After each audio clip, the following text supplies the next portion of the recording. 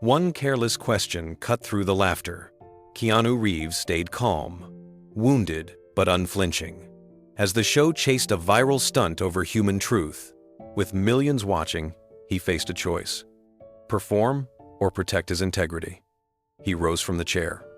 But what did he say that made walking away the only answer? Before we continue this incredible story, let us know where you're watching from.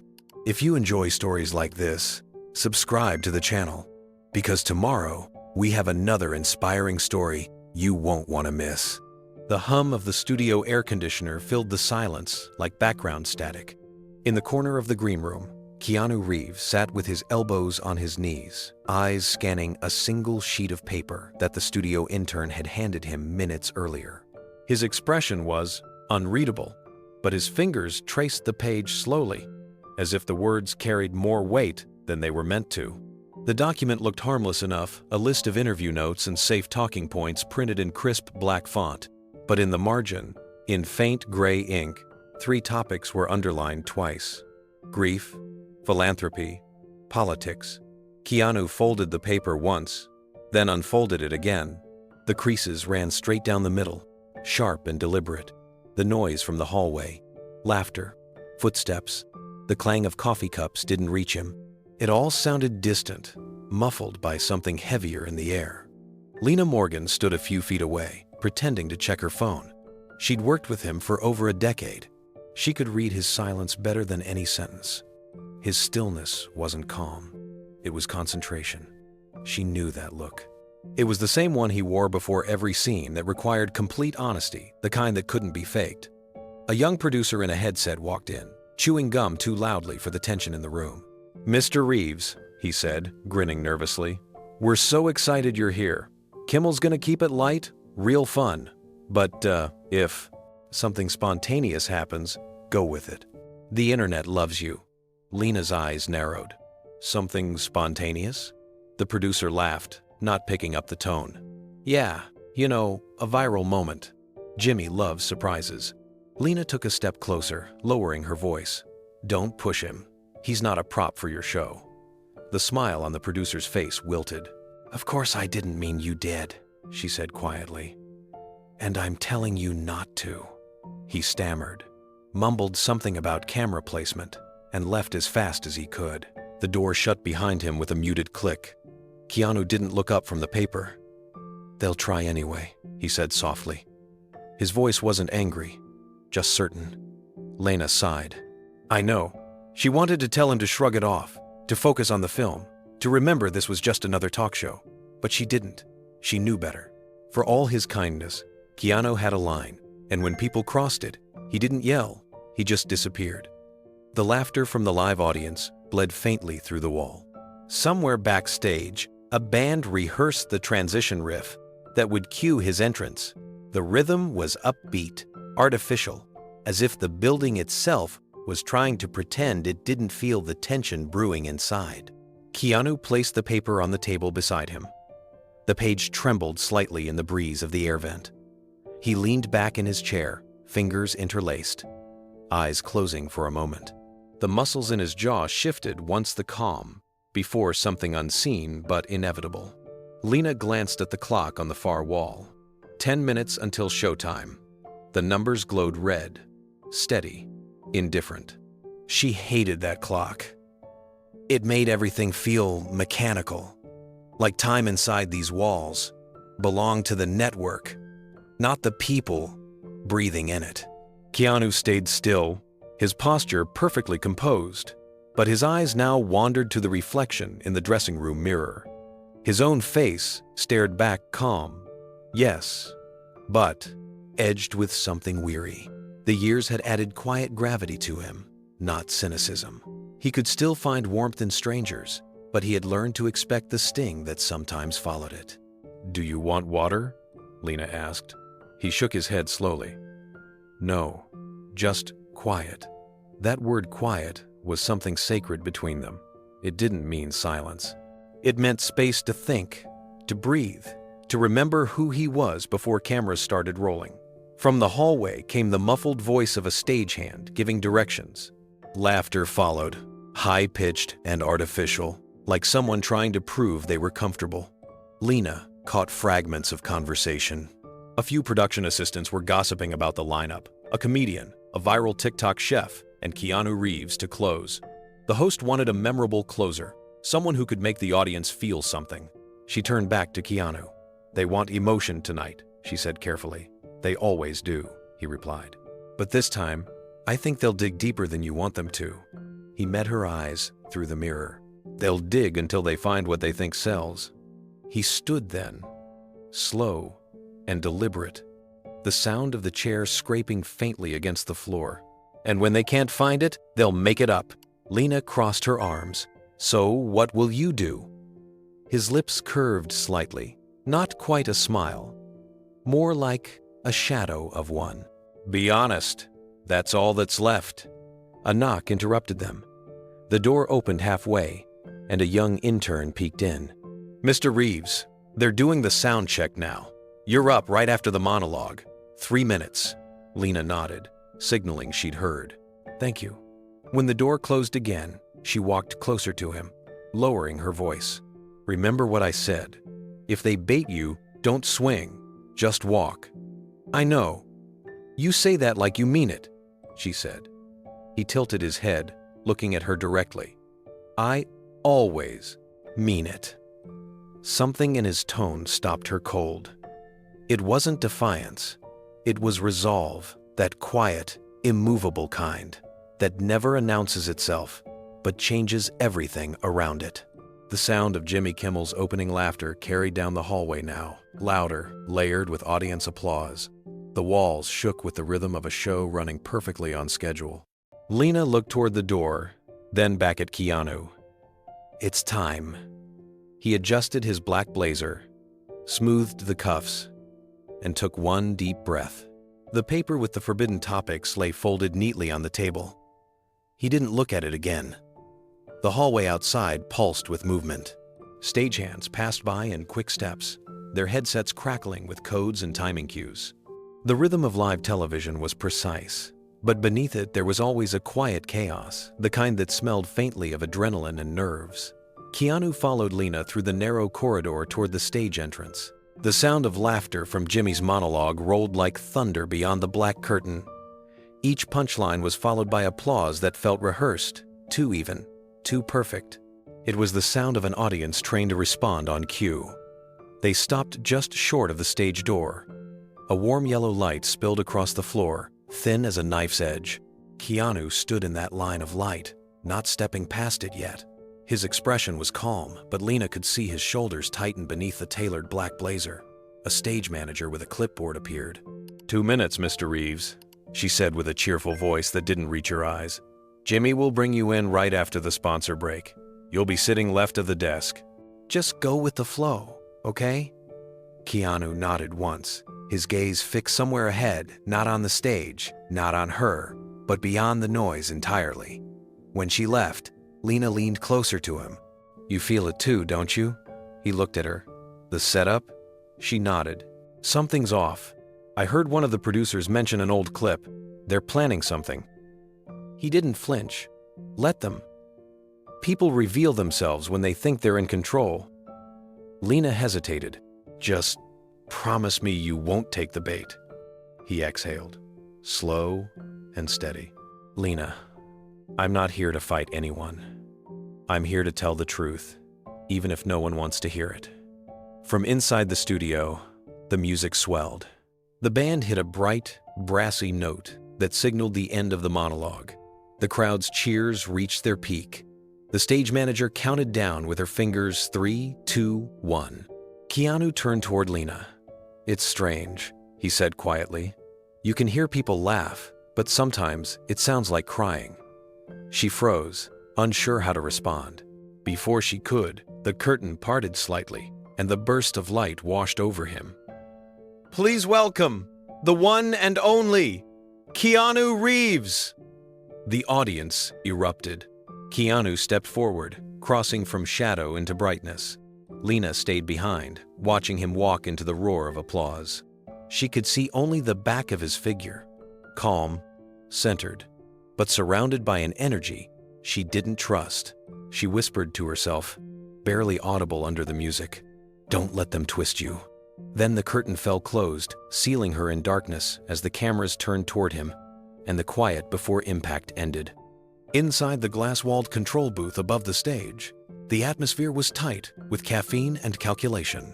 Dozens of screens glowed across the console, each showing a different angle of the studio floor, the band, the desk, the crowd, and the curtain where Keanu now stood just off stage.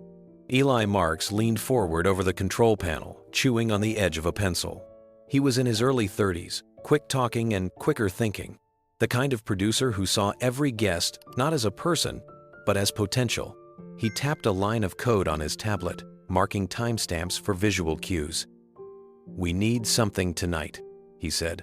"The numbers have been flat all week. We're getting crushed by Fallon in the under 30 bracket." Janet Leigh didn't look up from her monitor. She was older, mid-50s, with years of live television etched into her posture. Calm, deliberate, professional. "You're chasing noise," she replied. "This isn't a circus act," Eli smirked. "It's exactly a circus act, Janet. That's what late night is now. Lights, laughter. A clip that gets 2 million views by sunrise. You think people care about the guest's art anymore?" Janet adjusted her headset. "Keanu Reeves isn't a punchline. He doesn't play games." "Exactly," Eli said, spinning his chair to face her. "He doesn't play at all. That's the problem. We need a spark. Something unplanned. Something real." Janet's eyes narrowed. "You mean something reckless?" He ignored the jab and pulled up a file on his monitor. The title blinked in small white text. "Reeves Press Junket, 2006, Tokyo." He hit play for a moment. The screen filled with a younger Keanu, sitting in front of a wall of microphones, his voice trembling as he spoke about loss, about how grief never really ends, only changes shape. The rawness of it filled the booth for a few seconds before Janet reached over and hit pause. "Don't," she said sharply. "You can't blindside him with that." Eli leaned back. "It's public footage. It's out there. We're just giving context." "Context?" she repeated, almost laughing. "You're baiting a man who's buried half the people he's loved." "You think that's context?" He shrugged. "The audience eats emotion. It makes him human." Janet turned toward him fully now. "He doesn't need you to make him human. That's why people trust him. He's one of the few left who doesn't perform his pain." Eli drummed his fingers against the console. "Exactly. Which is why when he does react, it'll mean something. That's the moment people will remember. Or the moment you destroy him. On live television." Her voice carried enough weight to make the interns in the back row glance up. Eli didn't flinch. He just smiled faintly, eyes back on the monitors where Keanu's figure appeared behind the curtain, waiting in calm stillness. "You'll see," he said quietly. "Still water makes the loudest ripple." Janet exhaled slowly. She'd seen producers like him before chasing fire without understanding how fast it burns. Down on the studio floor, the audience was settling in, clapping on cue as the band played through its outro. Eli watched the crowd through the monitor bank, his leg bouncing with restless energy. "They're ready," he muttered, his voice clipped and focused. "Jimmy's in rhythm tonight. We just need the push." Janet didn't respond. She kept her gaze on one feed, a close-up shot of Keanu, waiting just behind the curtain. He stood perfectly still, hands clasped loosely in front of him. The stage lights painted his silhouette in silver and gold. There was no tension in him, but also no performance. It was like he'd built a quiet wall between himself and everything artificial around him. Eli glanced over. "You see that? He's too calm. That's what I'm talking about. You can't trend off a statue." Janet's tone dropped a stone. Note, colder. "You're not listening. People watch him because he's calm. They're tired of noise." Eli grinned, eyes gleaming with ambition. "No, they're addicted to it. They just pretend they aren't. That's the secret." He gestured to the file labeled Reeves Press Junket 2006. "You roll that clip right after Jimmy cracks the subway joke, and boom, we've got emotional contrast. Comedy to confession. It's perfect pacing." Janet set her coffee down with more force than she meant to. "You don't cue trauma for ratings, Eli." He met her stare evenly. Then why do we call it live television? Her lips pressed together. She turned back to her console, muting her mic for a second before saying quietly, "If you do this, he'll walk. He's not like the others." Eli's tone softened, but only slightly. "That's what makes it historic."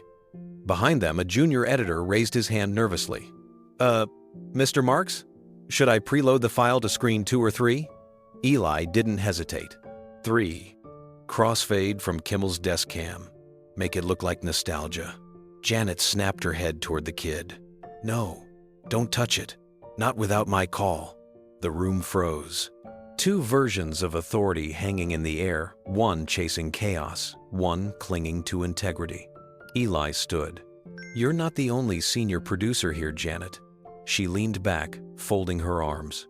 "No, but I'm the only one still trying to remember why we started doing this." The headset crackled. 1 minute until guest cue. A voice from the floor announced. Eli turned away, muttering under his breath. "And there's your countdown to relevance." Janet looked down at the muted monitor, watching Keanu take a slow breath, unaware of the storm building behind the glass. Somewhere deep in her gut, she knew they had just crossed a line that couldn't be uncrossed. She reached for her phone. If they went through with this, she had to warn someone who could. "Stop it." Janet slipped her phone from her pocket and typed fast beneath the console. Her fingers trembled slightly as she composed a message. "They're cueing old footage. Emotional clip. He doesn't know. Stop it if you can." She hit send and exhaled. The message went straight to Lena. Backstage, Lena's phone buzzed. She pulled it from her jacket pocket, read the text, and froze. The words sank like stones. Around her, crew members were moving at full pace, setting lights, checking cords, laughing over nothing. But in her mind, the noise fell away. She typed back quickly. "If they blindside him, I pull him out." Eli was pacing in the booth now, half exhilarated, half reckless.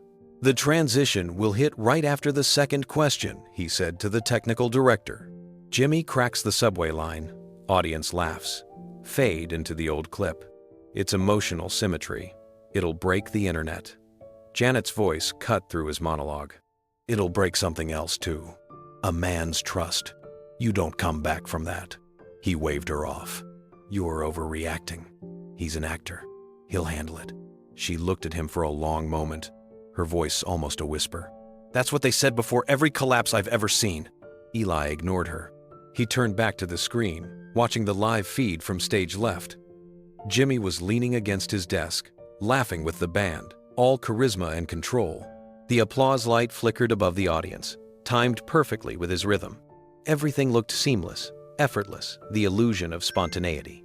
But in the glass reflection of the booth, Janet could see something Eli couldn't. Her own face, pale and uneasy. It was the face of someone who knew when a moment of television was about to turn into history for all the wrong reasons. On the floor below, Lena was already moving. She weaved between camera operators, headset cables brushing her legs, her eyes locked on the stage. Entrance. She caught the floor manager's sleeve. "If they roll that clip, I'm taking him out. I don't care what it looks like." The manager hesitated. "That's not your call." "It is if it's about his dignity," she said firmly. "And you'll thank me later." Above them, Eli leaned toward his mic. "Stand by. Playback 3. Ready. On my mark." Janet clenched her jaw. She couldn't stop it now, only brace for what came after. The red recording light blinked on. Downstairs, Lena's phone buzzed again. She glanced at it, reading Eli's final confirmation sent to the internal channel. "Go live with clip in segment 2. No warning." She exhaled through her nose, slow and steady. "It's already too late," she whispered. Above, in the booth, the director counted down. 3, 2, 1. The screen below flickered to life, and the trap was set. The studio lights shifted from gold to deep amber as the band struck its final note. The laughter from Jimmy Kimmel's monologue rolled across the audience, like a familiar tide, warm and rehearsed. Cameras pivoted toward the curtain. Applause signs flashed. A producer's voice echoed through a headset. "Ready in 3, 2. Jimmy leaned forward behind his desk. his tone buoyant and effortless.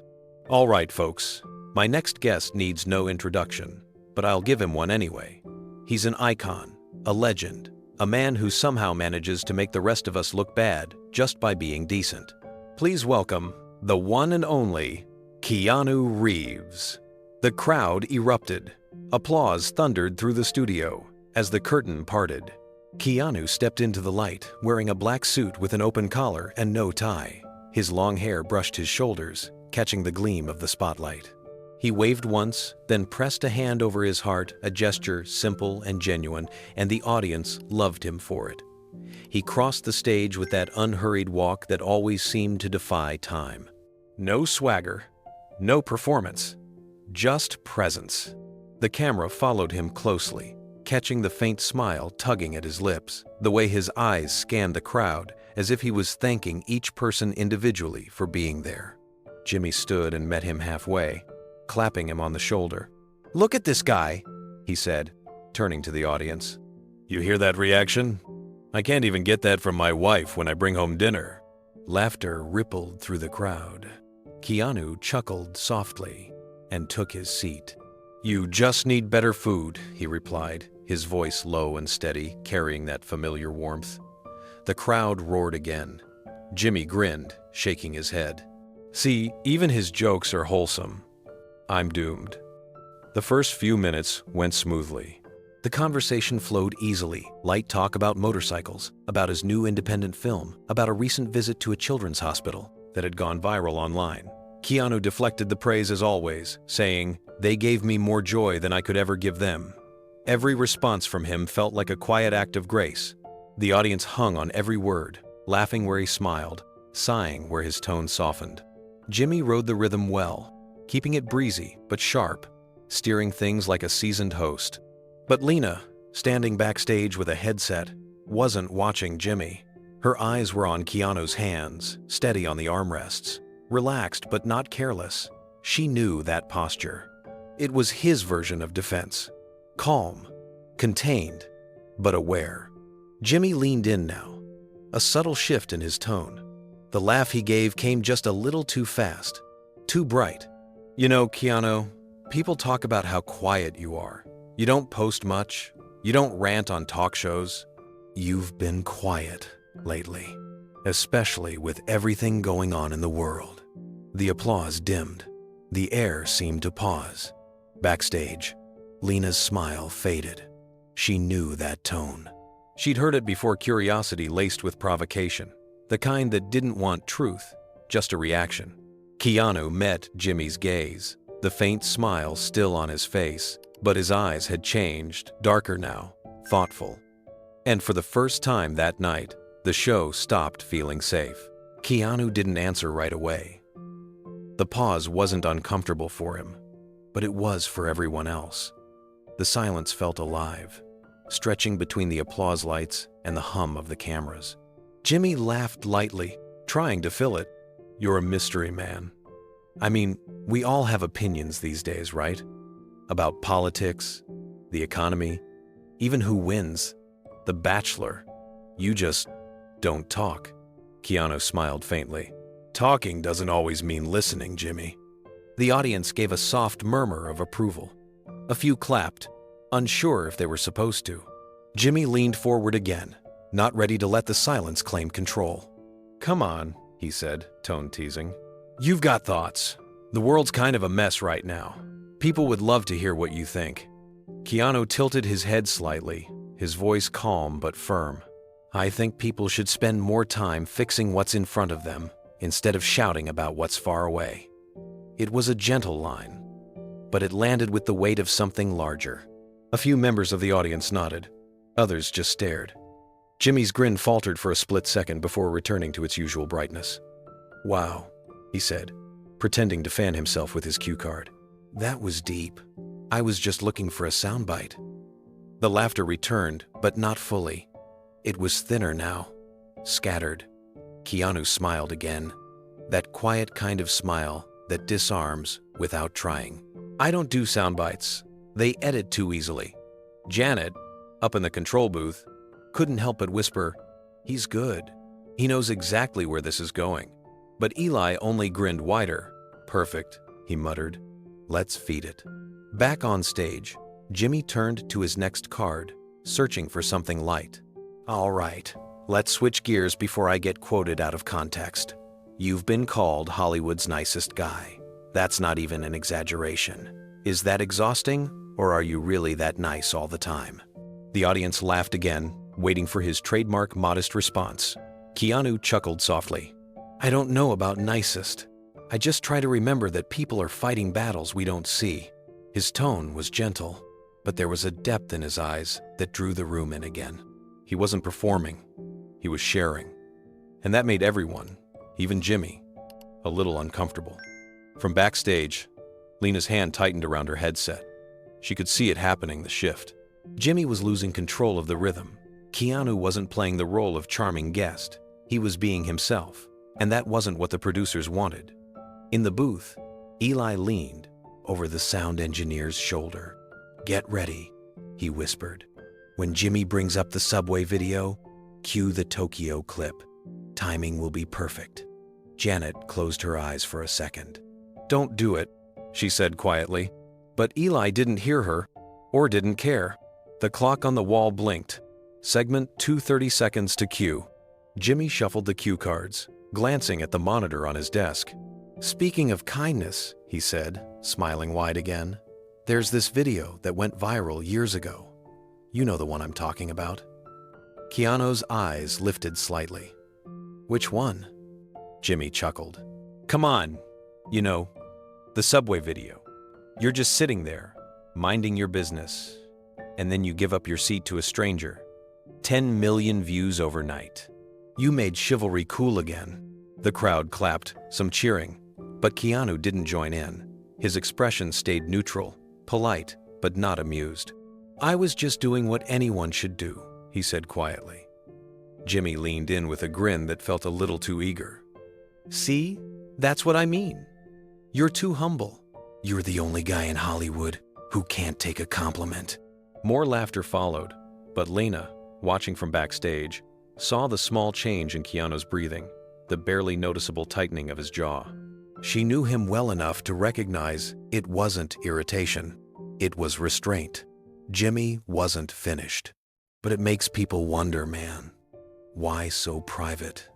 Why so quiet? I mean, you've lived through so much. You could inspire millions just by talking about it." Keanu's gaze sharpened slightly. Maybe people should inspire themselves. The audience fell quiet again. The tone had changed, subtle, but undeniable. Keanu's voice carried something weightier now, something that didn't belong in the bright cheer of a talk show studio. Jimmy chuckled awkwardly. All right, I'll take that as a yes, you have an opinion. But let's rewind a bit. You once said in an interview that grief never really goes away, it just changes shape. That was beautiful. Do you still believe that?" Lena's blood ran cold. Her eyes shot toward the booth. "No," she whispered. Up above, Eli was already signaling. "Roll the clip. Now." The monitor behind Jimmy flickered.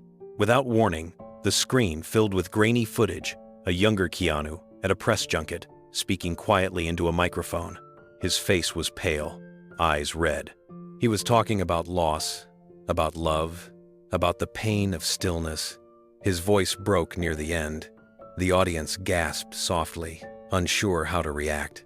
Jimmy turned toward the screen, smiling, like it was all harmless nostalgia. "Wow, there it is," he said. "That one made half the internet cry. You remember that?" Keanu didn't blink. He looked at the image of his younger self for a long moment, the studio light glinting off his face. Then he turned back to Jimmy, voice calm but deeper now. "Yes," he said, "I remember exactly what that day was." The crowd waited for him to elaborate, but he didn't. The silence hung heavy, real, and unedited. Lena closed her eyes. She could feel it, the air thickening, the first spark of something irreversible. The interview wasn't just shifting anymore, it was tilting toward collision. And everyone watching, from the booth to the balcony, knew it. Jimmy laughed too loudly. The sound forced against the weight of the room. "All right," he said, gesturing toward Keanu with exaggerated ease. Our audience wants to know, how does Hollywood's most grounded guy survive in this crazy world of cancel culture? I mean, you've never been canceled. Not once. What's your secret? Meditation? Motorcycles? Monk vows? The crowd laughed, but it wasn't the same laughter as before. It came in fragments, cautious and uneven. Keanu's eyes lifted slowly. He didn't smile. His tone was calm, almost gentle, but carried an edge that wasn't there before. Maybe it's because I don't treat kindness like an act. The audience quieted. Jimmy blinked, unprepared for the gravity behind the answer. So, you're saying most people do? He asked, still trying to sound playful. Keanu looked at him for a long moment. I think a lot of people confuse virtue with visibility. A low murmur moved through the crowd. Someone clapped softly, then stopped when no one joined in. Jimmy chuckled again, waving his cue card. Okay, Philosopher Keanu's in the building tonight. He turned toward the camera.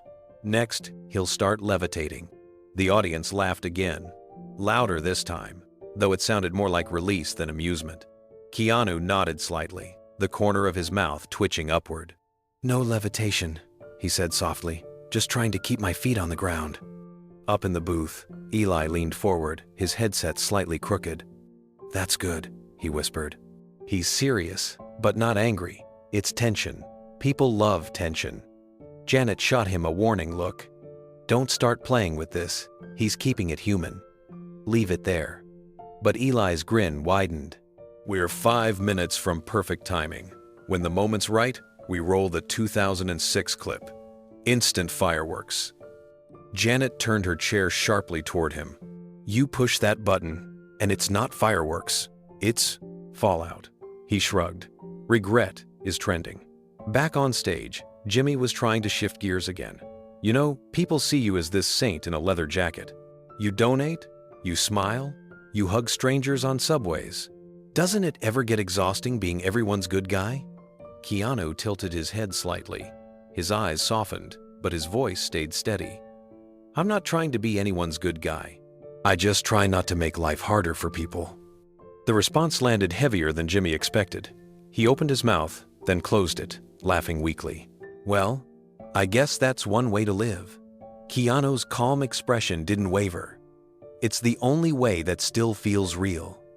The crowd went quiet again, waiting. Somewhere backstage, Lena crossed her arms. She knew what that tone meant, the first crack in the performance of the night. And it wasn't Keanu's. Jimmy's laughter faded faster than usual, and even the band seemed to hesitate before filling the gap. He tapped the cue cards against the desk, pretending to find his place. Well, he said finally, that's a beautiful answer, Keanu. You always know how to make us feel guilty for being terrible people. The crowd laughed on reflex, but the rhythm of it was wrong, uneven, nervous.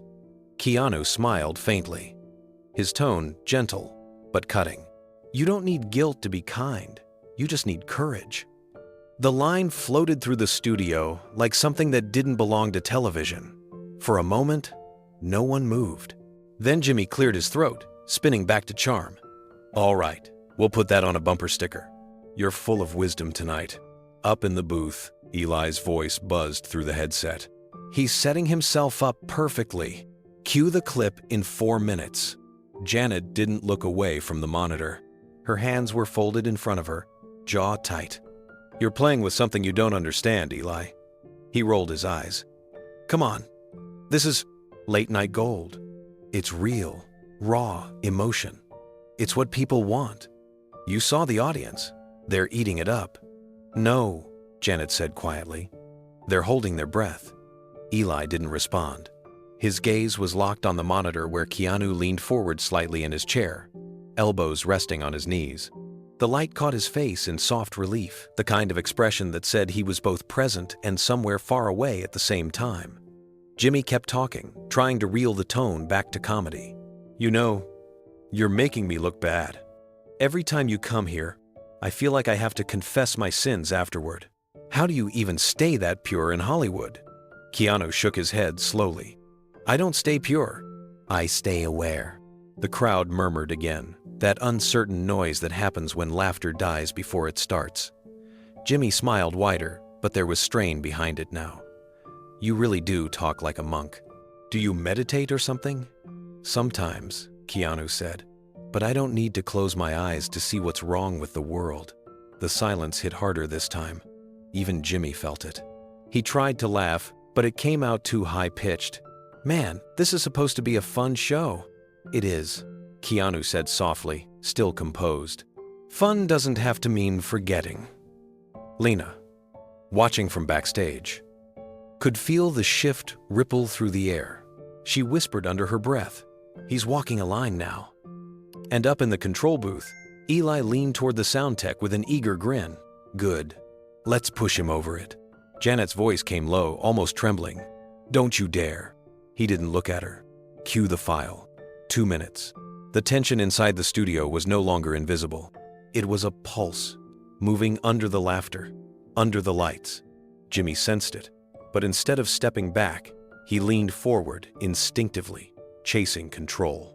You've got this whole mystery thing down, he said with a grin that didn't quite reach his eyes. But let's be honest, man. You've been around long enough to know everyone has an opinion. These days, if you don't pick a side, people start wondering what you're hiding. Keanu looked up slowly. Or maybe they're just uncomfortable with silence, he said, because silence makes them think. That sentence landed like a quiet thunderclap. The audience didn't know whether to clap or wait. Half of them laughed softly, out of habit. The other half just stared, sensing they were watching something that wasn't scripted anymore. Jimmy tried again, chuckling too loudly. All right. Don't get all spiritual on me now. We're just having fun here. Keanu gave a small nod. I know. I'm just answering the questions. The calm in his voice was unnerving. There wasn't a trace of irritation or pride, just truth, steady, unbothered, and impossible to deflect. Jimmy shuffled his cards again, glancing toward the booth. The camera light blinked red, meaning they were still live. He tried to steer them back to safe ground. Okay, so let's talk about your movie before the audience starts meditating with you. Laughter scattered again, but the mood never quite lifted. Up above, Eli's voice crackled through the comms. Perfect timing. Roll the cue in 60 seconds. Trust me, this is how you make television history. Janet spun in her chair, glaring at him. Eli, if you do this now, you're setting him up. He's being respectful, not difficult. He didn't look at her, eyes locked on the clock. We're in a ratings war. This clip gives the show a heartbeat. It gives it a funeral, she shot back. For integrity, he smirked. Integrity doesn't trend. She leaned closer, her voice like steel. Neither does regret, not until it's too late. The final seconds ticked down. On stage, Jimmy smiled, unaware of the decision already made behind the slash. You know, Keanu, I remember that old interview you did years ago. You got pretty emotional back then. Maybe we can remind people of that side of you. Lena's breath caught. She turned sharply toward the booth window, her voice low but urgent. Don't do it, she whispered. Eli raised his hand over the console, rolling in 3, 2. Janet reached out to stop him, but the screen on the studio wall was already flickering to life. The glow washed across Jimmy's desk, across Keanu's face, and the audience leaned forward, sensing the shift. Upstairs, Janet lowered her head. God help you, she murmured. Eli leaned back in his chair, satisfied. Showtime. Jimmy smiled into the cameras, his cue card flashing under the lights. You've done a lot of interviews over the years, Keanu, he said, his tone easy and teasing. You've made people laugh, cry, question their existence, but one moment always stands out. He pointed toward the screen behind them. Let's take a little trip down memory lane. The audience clapped politely, expecting a funny blooper or behind-the-scenes moment. The house lights dimmed slightly. On the giant monitor, the logo of an old Tokyo press conference flickered before fading into a close-up of a much younger Keanu Reeves. His hair was shorter, his voice a little higher, and his eyes red, tired, almost broken. The room went quiet. On screen, Keanu was speaking into a cluster of microphones. Grief, his younger self said softly, never really leaves. It just changes shape. You carry it, but it carries you too. He paused in the clip, visibly holding back emotion. And sometimes, he continued, you learn to smile again. But that doesn't mean it stops hurting. It just means you remember differently. The audio was crystal clear. Every breath, every pause, filled the studio like it was happening in real time. No one laughed. The audience, which had been so lively seconds before, was completely still. Even the camera operators had stopped moving. Lena froze backstage, her hands gripping the edge of the curtain. She'd seen the footage before. She knew what that interview had been about. It wasn't a film promotion. It was the year after he'd lost his unborn daughter and the woman he loved. That clip had never been meant for television again. On stage, Keanu sat motionless, eyes fixed on the glowing screen. His posture didn't change. He didn't flinch. The reflection of his younger self shimmered faintly in his dark pupils. Two versions of the same man staring at each other through time. Up in the booth, Eli watched the moment unfold with a satisfied smirk. Perfect, he whispered. You can feel it through the lens. Janet didn't speak. Her eyes were on Keanu, her fingers laced tightly together. She could sense it, the stillness before something irreversible. The clip played on. The younger Keanu lowered his head, giving a small, strained smile as he said, "We live with ghosts, and sometimes they teach us how to be alive again." The video ended there. The lights came back up slowly, soft gold returning to the stage. But the warmth didn't reach anyone. The silence felt heavy, almost sacred. Jimmy shifted in his chair, breaking it first with an uneasy laugh. "Man, that one still hits hard," he said, forcing a smile. "You cried in front of the world, huh?" The audience chuckled faintly, unsure whether it was okay. Keanu turned his head toward him. His face was calm, his tone even, but his eyes had changed. "That wasn't a performance," he said quietly. The laughter stopped cold. Jimmy's smile faltered just slightly. The audience picked up on it, the way they always do when something unscripted slips into the air. The energy in the room shifted from easy entertainment to something far more fragile. The sound crew hesitated at their dials, unsure whether to play music, dim the lights, or simply let the silence breathe. Keanu didn't look away. His voice was quiet, controlled, but every word seemed to echo in the stillness. That day wasn't about acting. It was about remembering. Jimmy blinked, still holding the card in his hand like it was a lifeline. "Right," he said with a laugh that didn't find its rhythm. Of course. It's just, it's rare to see that kind of vulnerability from someone in your position. The world really connected with you in that moment." Keanu gave a small nod. "Maybe. Or maybe the world connected with its own pain. The audience didn't know what to do with that. A few people clapped softly, out of respect, more than enthusiasm. The rest sat still, watching him. Jimmy cleared his throat. Well, either way, it was powerful stuff. It takes guts to share that kind of emotion in public. Most people," Keanu interrupted, though not sharply. "Most people don't have a choice when grief shows up. It speaks louder than you do," Lena whispered to herself backstage. "Please, just move on, Jimmy." But Jimmy couldn't. He wasn't used to losing control of the tone. "Sure," he said, trying again. "But you've managed to turn that pain into something beautiful, right?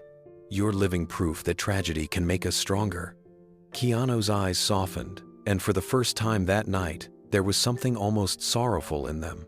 "Pain doesn't make you stronger," he said slowly. "It just teaches you how deep you can fall." The words hung there, heavy, absolute. The audience exhaled as one. Even the bandleader's hand froze above the keys, waiting for a cue that didn't come. Up in the booth, Eli leaned closer to his monitor. "Look at that," he whispered. "Raw emotion. This is why we do live TV." Janet shot him a glare that could have cut glass. "No," she said quietly. "This is why we used to do it. Before people forgot what empathy looked like, he ignored her, eyes glued to the live feed. Wait for it. Kimmel's gonna try to spin it. He always does. Down on the stage, Jimmy forced a small laugh. Man, you're really bringing the depth tonight. I should have booked a therapist as the next guest.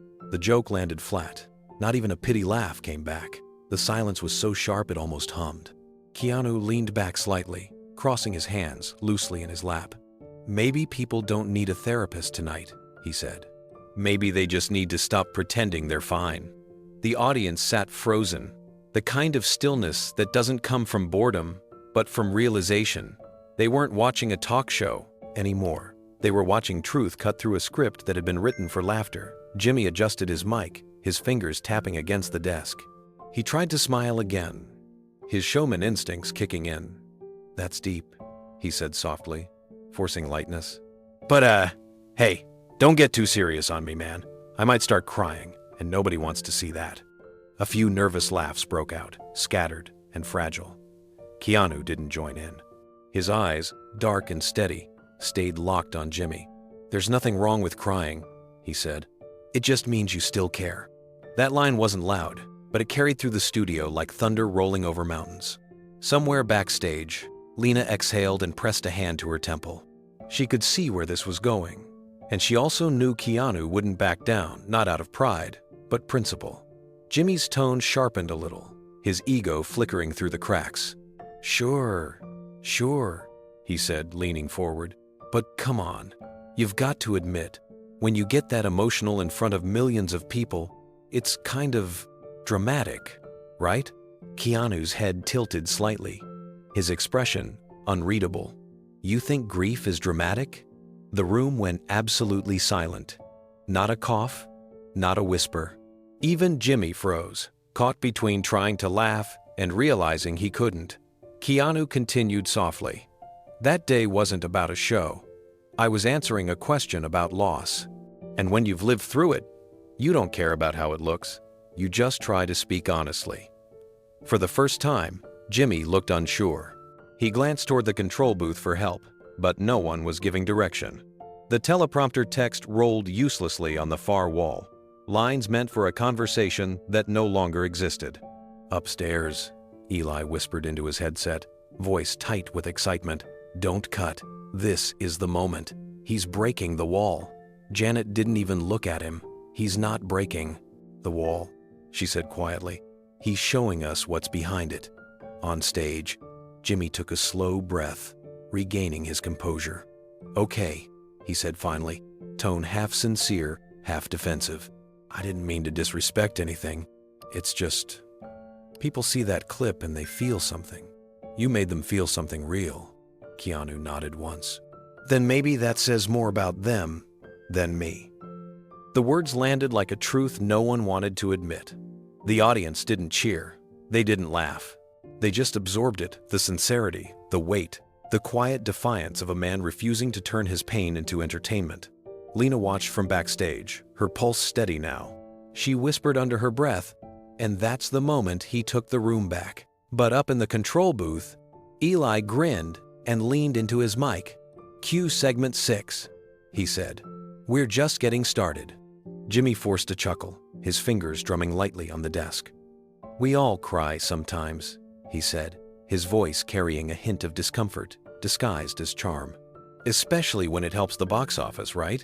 The audience laughed, but it wasn't the warm kind. It was uncertain, the kind that filled empty space because silence felt too heavy. Even the bandleader looked up from his keyboard, waiting to see how Keanu would take it. Keanu leaned forward slightly, elbows resting on his knees, his gaze steady but not hostile. His tone was calm, the kind of calm that comes from knowing exactly what you're about to say. That's what's wrong with us, he said softly. We don't know the difference between honesty and publicity anymore. The laughter died instantly. Every microphone in the room seemed to pick up the silence that followed. The words weren't sharp, but they cut through the air like glass. Lena, standing just beyond the curtain, whispered to herself, "Oh no." She could already see where this was going. Keanu wasn't angry. He was disappointed. And that was always more dangerous, because when he spoke from that place, people listened, whether they wanted to or not. Jimmy blinked, realizing too late that his joke had turned into something else entirely. "Hey, I didn't mean," he started, raising a hand defensively. Keanu interrupted, still calm, still quiet. "I know," he said. "That's what makes it worse." The audience shifted uneasily. A woman near the front clasped her hands together, eyes wide. Someone in the back cleared their throat, but no sound followed. It was the kind of silence that only truth could create. Up in the control booth, Eli froze mid-gesture, the smirk on his face faltering. "Oh, he's taking it personal," he muttered. Janet didn't take her eyes off the monitor. "No," she said softly. "He's taking it seriously. There's a difference." Jimmy tried to recover. Okay. Don't crucify me here," he said with a forced grin. "It's just late night, Keanu. We're supposed to have a little fun." Keanu looked at him not coldly, but with the kind of patience that felt older than the room itself. "Fun is fine," he said. "But somewhere along the line, we started confusing cruelty with comedy." A murmur rippled through the audience. Some nodded, some looked away. It wasn't the kind of line they were used to hearing under bright studio lights. Jimmy blinked again, trying to bring back the rhythm of a show that no longer belonged to him. "Hey, I was just kidding," he said weakly. "You know that." Keanu didn't answer right away. He just sat there, the weight of his silence doing all the talking. The silence stretched long enough for the audience to feel it in their bones. Keanu finally spoke, his voice even and deliberate. "That's what scares me," he said. "How often people hurt each other and then hide behind the words, 'just kidding.'" The crowd didn't laugh. They didn't move. His words weren't dramatic or loud, but they carried truth like a quiet storm. Jimmy shifted in his chair, his smile flickering for a fraction of a second before snapping back into place. "You're really going deep tonight," he said with a forced chuckle. "Next thing I know, you'll have me apologizing to everyone I've ever roasted." Keanu leaned back slightly, folding his hands. "You don't have to apologize to everyone," he said softly. "Just the people who believed you were laughing with them when you were really laughing at them." It hit the air like thunder without noise. A few in the audience gasped.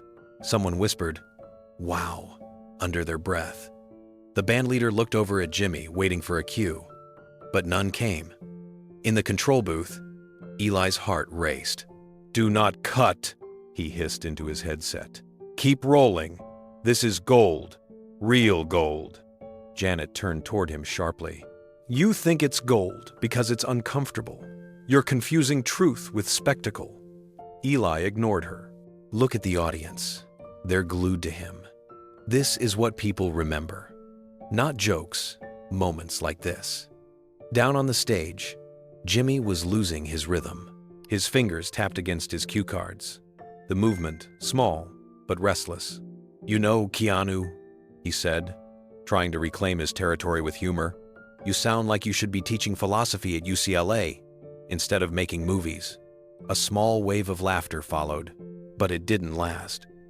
Keanu gave him a faint smile, but his eyes were unwavering. "I'm not trying to teach," he replied. "I'm just saying the world doesn't need more people performing virtue. It needs people who actually mean it." Lena closed her eyes for a moment backstage. She'd seen him speak like this before, not angry, not proud, just completely sincere. It was the same voice he used when talking to children at hospitals or fans who told him their stories through tears. It was never rehearsed. Jimmy exhaled sharply, the air catching in his throat. Okay. Message received," he said, pretending to laugh it off. "You're gonna make me look bad in front of my own audience." Keanu's tone stayed gentle, but there was no retreat in it. "You don't look bad, Jimmy. You just look human." That line silenced even the faintest chuckles. Everyone knew they were watching something that wasn't supposed to happen, a moment too raw to belong to television. Up above, Janet spoke quietly into her mic. "He's off script," she said. "Let him finish." For a moment, Jimmy didn't speak. He looked at Keanu the way someone looks at an open door they're afraid to walk through. The lights above them burned bright, but somehow the studio felt dimmer As if the truth in the room had shifted what mattered most. He finally managed a laugh, softer this time. "Man, I didn't think we'd get this serious," he said, rubbing the back of his neck. "I just make jokes for a living. You make people cry with meaning. I guess we both play our parts." Keanu shook his head gently. "No," he said. "You don't have to play anything. People don't need performance right now. They need presence." That word lingered, heavy and calm. Presence. It echoed quietly across the crowd. Even through the cameras, it felt like something you couldn't edit or polish. Jimmy leaned back, exhaling through a half-smile. "You really do see the world differently, don't you?" Keanu looked at him for a long moment. "I just try to see people for who they are, not for what they're worth on a screen." "Up in the booth," Eli smirked, whispering to his assistant. "You couldn't write dialogue this good." Janet didn't look at him. Her eyes were locked on the monitor, her expression unreadable. "That's because it's not dialogue," she said. "It's real." Down on the floor, Jimmy tried to steer them back towards safety. "All right, let's not scare the sponsors off, huh?" He smiled toward the audience, trying to reset the tone. "So tell me, Keanu, what keeps you grounded through all of this? The fame? The loss? The noise?" Keanu didn't hesitate. "Gratitude," he said simply. "Even when life takes everything from you, gratitude keeps you from becoming what hurt you." There was a long pause, not a breath of sound from the crowd. Then, softly, a few people began to clap, not out of obligation, but out of recognition. Jimmy blinked, caught off guard, and joined them. The applause grew, gentle but real. Backstage, Lena exhaled for the first time in minutes. Her voice was barely a whisper. "That's him," she said. "That's why they can't control him." Jimmy leaned forward again, smiling in earnest now. "You know," he said quietly, "you might be the only guest who's ever made this place feel like church." Keanu gave a faint smile. "Maybe it's not church," he said. "Maybe it's just what happens when people stop pretending." Janet whispered into her mic, her tone steady. Cut to audience wide. "Hold on him." Eli didn't respond. He was too mesmerized by the image Keanu, sitting still under the light, not performing, not explaining, just being. Janet leaned back and murmured, "And that's moral ground." Keanu's eyes drifted toward the audience, the studio lights glinting softly in them. He wasn't angry. He wasn't even guarded anymore, just present. "We all hide behind screens, don't we?" he said. "We talk about kindness, about compassion, while we tear people apart for likes." The crowd shifted, uncomfortable. His voice wasn't raised, but it carried a calm, steady tone that sliced through the laughter still hanging in the rafters. Somewhere near the front row, someone clapped once, unsure if it was allowed. The sound echoed awkwardly, then faded. Jimmy leaned back in his chair, smiling too hard, his hand gripping the edge of his desk. "Keanu, buddy," he said lightly, "this is a comedy show. You're supposed to make people feel good, not guilty." Keanu tilted his head slightly. "Maybe that's the problem," he said softly. "We laugh at pain until it's ours." The sentence landed with the weight of truth. You could almost hear the air conditioning hum through the silence that followed. The audience didn't move. A few people stared at him with wide eyes.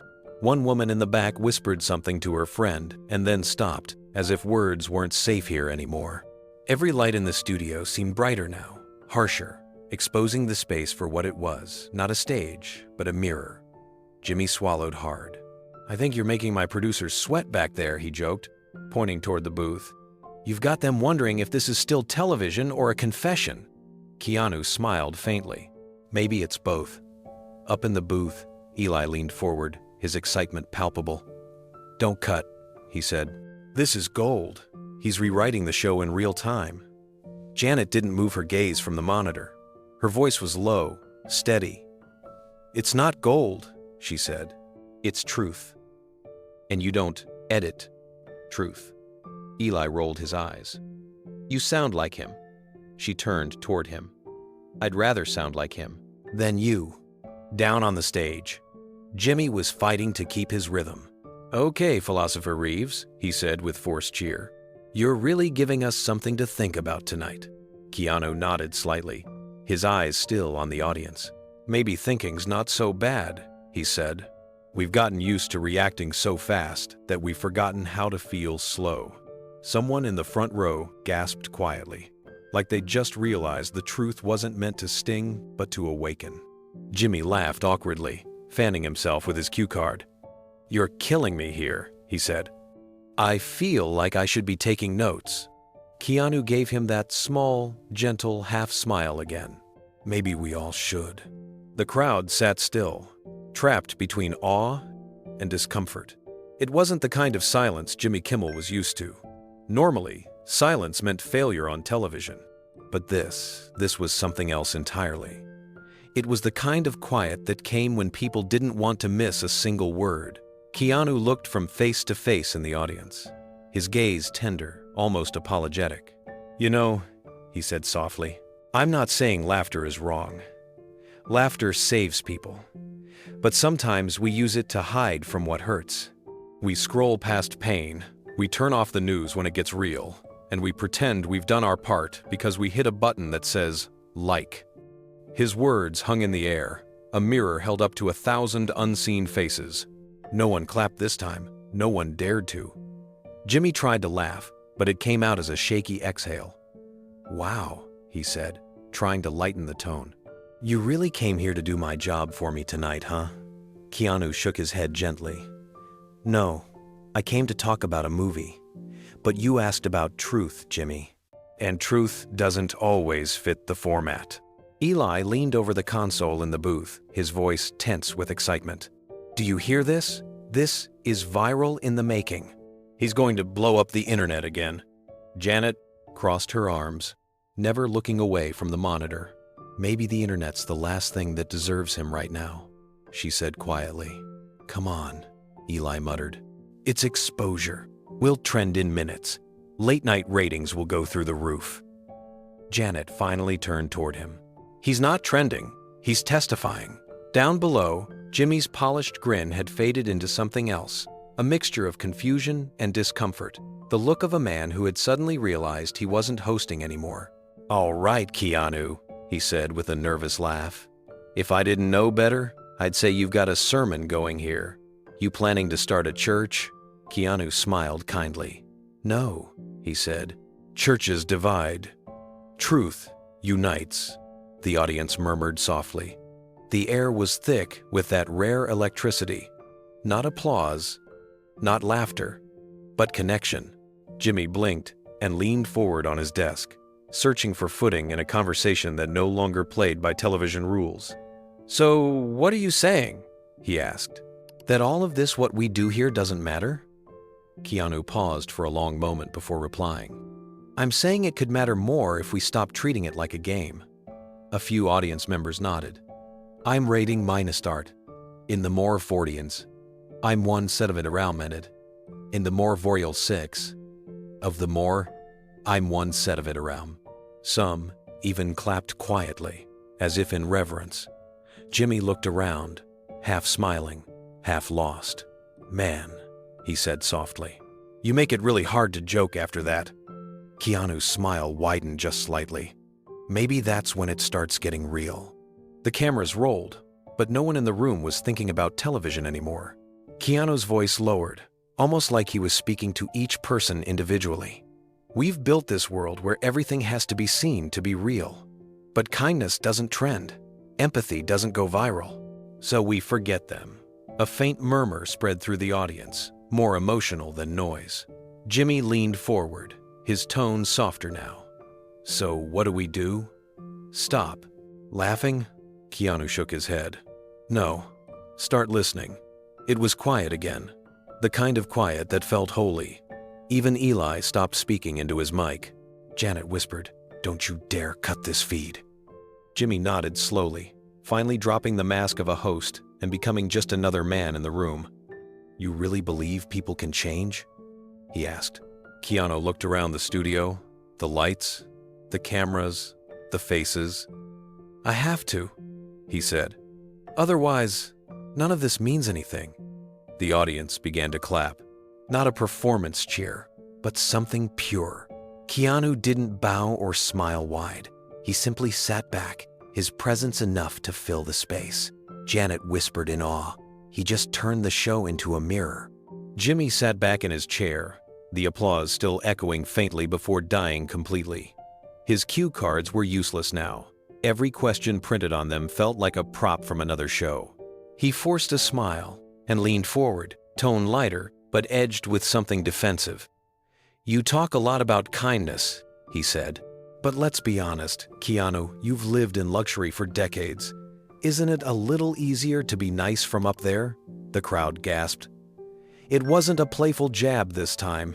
It was sharp, the kind of comment that cut through the air like a crack of thunder. Even the cameraman glanced up from behind his lens, waiting for Keanu's response. Keanu didn't flinch. He didn't even blink. He just nodded slowly, letting the weight of the moment settle before he spoke. "You're right," he said quietly. "I've had more than most people ever will." He paused, his voice steady, but laced with something deeper. "That's why it hurts to watch the world pretend that success makes someone human and struggle makes them invisible." The room froze. There was no applause this time, no laughter, not even a cough. Every single person in the audience could feel it. The shift from entertainment to something undeniably real. Jimmy's smile faltered. He looked at the floor, then back up. That's a heavy way to put it," he said, trying to keep his tone casual. "I was just saying, look, people admire you. They see you as humble, generous, almost too good to be true." Keanu tilted his head slightly, his expression soft. "Maybe that says more about what they've stopped expecting from people," he replied. The words landed like quiet lightning, subtle but illuminating everything around them. The crowd didn't move. Somewhere backstage, Lena pressed a hand to her forehead. She'd seen this side of him before gentle fury, the kind of stillness that carried more force than shouting ever could. Jimmy exhaled sharply, faint laugh breaking through his nerves. "So, you think Hollywood's fake?" he asked, half joking, half serious. Keanu didn't hesitate. "I think truth scares it." A few people in the audience gasped again, the sound raw and real. Jimmy blinked twice, unsure if he'd just lost control of the room or gained the most watched moment of his career. Up in the booth, Eli's eyes lit up. "There it is," he whispered. "That's the headline. Reeves calls Hollywood afraid of truth. That's going to explode." Janet didn't move. Her voice came quiet, almost reverent. "You're not listening. He's not performing for you. He's setting the record straight." Eli grinned, already jotting notes. "Doesn't matter. Truth sells." "Not this kind," she murmured. "This kind costs something." Jimmy shifted in his seat, suddenly aware that every eye in the studio was on him. The line between host and guest had blurred. He tried to find footing, laughing nervously. "Come on, Keanu. You make it sound like we're all frauds up here." Keanu leaned forward slightly, his tone calm but piercing. "Not frauds," he said. "Just afraid. Afraid to be honest about how much of this business is built on pretending. We sell empathy like it's a brand. We script compassion and call it progress. But when someone actually means it, the cameras start shaking." The words hit hard. You could feel the air grow heavier with each syllable. A few people in the audience nodded slowly, while others just stared, their hands clasped in their laps. The laughter that usually filled every corner of this studio had vanished. Jimmy smiled again, but it was brittle. "Well, we do have to keep people entertained, you know?" Keanu's reply was almost a whisper. "There's nothing wrong with entertaining people, Jimmy. It's when we start entertaining lies that we lose something sacred." The silence that followed was unbearable. Even the crew behind the cameras stopped moving. A light above the stage flickered faintly, the hum of its ballast the only sound in the room. Lena glanced toward the control booth, whispering to herself. They pushed him too far. Upstairs, Eli leaned into the mic, his voice sharp with adrenaline. "Stay on him. Tight shot. This is history being made right now." Janet didn't even look up. "This isn't history," she said quietly. "It's consequence." Jimmy tried to soften the blow, his tone forced into humor. All right, so let's say truth scares Hollywood. What about you? You've been part of it for decades. You've made the system work for you. Doesn't that make you part of the problem? The audience gasped again, louder this time. It wasn't curiosity anymore. It was disbelief. Keanu nodded slowly. Probably, he said, without flinching. We all are, in some way. Every time we stay silent when we should speak, every time we pretend to be smaller than we are because it's safer, we feed the same machine. Jimmy's jaw tightened. So, what? You think I'm part of that machine too? Keanu looked at him, his tone gentle but unyielding. I think you're human, which means you already know the answer, the audience murmured. Some clapped once, uncertain, while others stayed completely still. There was no turning back now. The line had been crossed and everyone in the room knew it. Jimmy sat motionless, his usual grin gone. For the first time all night, his expression showed something real discomfort, maybe guilt. The weight of the conversation pressed down on the studio like fog. The audience wasn't sure whether to breathe or applaud. Keanu leaned back slightly, giving him space. His voice softened. You know, I'm not saying any of this to attack you, he said. I just think somewhere along the way, we forgot what we were supposed to be doing. Movies, shows, interviews, they used to connect people. Now they divide them. Everything's about outrage and applause. Nobody listens anymore. The words struck deep. The audience was utterly silent. Jimmy's eyes darted toward the cameras, then to the floor, then back to Keanu. You make it sound like hope's gone, he said quietly. Keanu shook his head. No, hope doesn't die. It just gets buried under noise. He looked around the studio, his gaze touching the crew, the audience, the lights above. We can still dig it out, but only if we stop performing and start being real again. Lena, backstage, could feel her heart pounding. This wasn't rebellion. It was revelation. She knew this was the side of Keanu the public rarely saw, the man who never raised his voice, yet made entire rooms fall silent. Jimmy sighed, rubbing the back of his neck. Man, you're really rewriting my show tonight. Keanu gave him a faint smile. I'm not rewriting it, he said. I'm just asking what it's written for. The line drew quiet gasps from the audience. A man in the front row started clapping, hesitant at first, then joined by others. It wasn't the wild, enthusiastic applause of a late-night crowd. It was slow, heavy, meaningful. Up in the booth, Eli's eyes were wide. Do you see that? He's flipping the whole dynamic, he whispered. He's taking over the narrative. Janet didn't look at him. No, she said softly. He's freeing it. Jimmy exhaled, shoulders dropping, all pretense gone. You really don't play by the rules, do you? He asked. Keanu's eyes softened. The rules aren't the problem, he said. It's who they protect. That was the final blow, calm, precise, and devastating. The audience erupted, not with cheers, but applause that carried emotion instead of noise. Jimmy glanced toward the booth, clearly lost for words. Keanu sat still, eyes steady, voice quiet. Truth isn't meant to win ratings. It's meant to remind us we still have souls, whispered under her breath. And that's the line crossed the one they'll never forget. Up in the control booth, the tension snapped like a wire pulled too tight.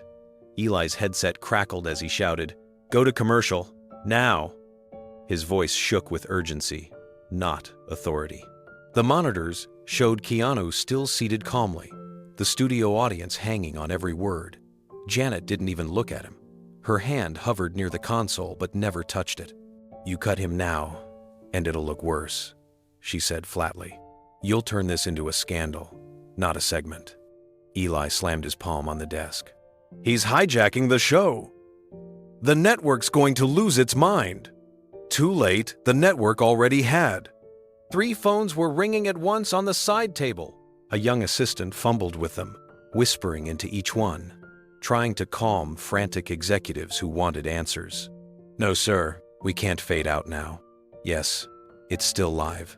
He's not off topic. Technically, down below, The PR coordinator was pacing near the stage door, her phone lighting up with messages from sponsors and brand partners. "What's happening?" one read. "He's turning this into a TED Talk," another complained. Janet ignored the noise and stared at the screen. On it, Keanu sat beneath the bright lights, the embodiment of stillness. Every movement, every word felt deliberate. It wasn't rebellion, it was clarity, and it terrified the people running the show. Eli leaned into his headset again. "Floor team, get ready for a camera reset. We're gonna pivot back to the movie promo. Copy that. Wait for my cue." But down on the studio floor, the crew wasn't listening. They were frozen, eyes locked on the stage, transfixed by the atmosphere they had never seen before in that building reverence. Meanwhile, backstage, Lena's phone buzzed in her pocket. She stepped into the shadows to check it. The text glowed under the dim hallway light. "If he keeps going, end the interview." It came from the studio's head of publicity. She read it, twice, her thumb hovering over the reply. Then she locked the phone and slipped it back into her pocket. "No," she whispered to herself. "He's not finished." On stage, Keanu's tone had softened again, almost tender. "I'm not angry, Jimmy," he said. "I just think the world's tired of noise. Maybe we need silence to hear what matters again." The crowd reacted not with cheers, but with the sound of slow, genuine clapping. It started with one person near the front, then another, and another, until the whole studio joined in, not loud, not performative, but real. Jimmy glanced at the audience, unsettled. He couldn't tell if he was being applauded or pitied. Eli pointed at the screen, yelling, "Cut to Kimmel! He's losing the room!" Janet didn't move. "No," she said. "He's losing control, but Keanu's gaining the truth." The control booth looked like a storm had hit it. Technicians whispered urgently, their hands hovering over buttons they weren't sure they were allowed to press. The line between control and chaos was gone. Eli tore off his headset and tossed it onto the counter. "We're trending already," he snapped, eyes darting between screens. "Twitter's lighting up, the live stream's breaking records, and corporates calling every 5 seconds. Janet stayed composed, her voice cool against his frenzy. "Let it breathe," she said. "For once, let something real happen on television." Eli turned toward her, eyes blazing. "You don't get it. The sponsors will kill this show if he keeps talking like that. We need control."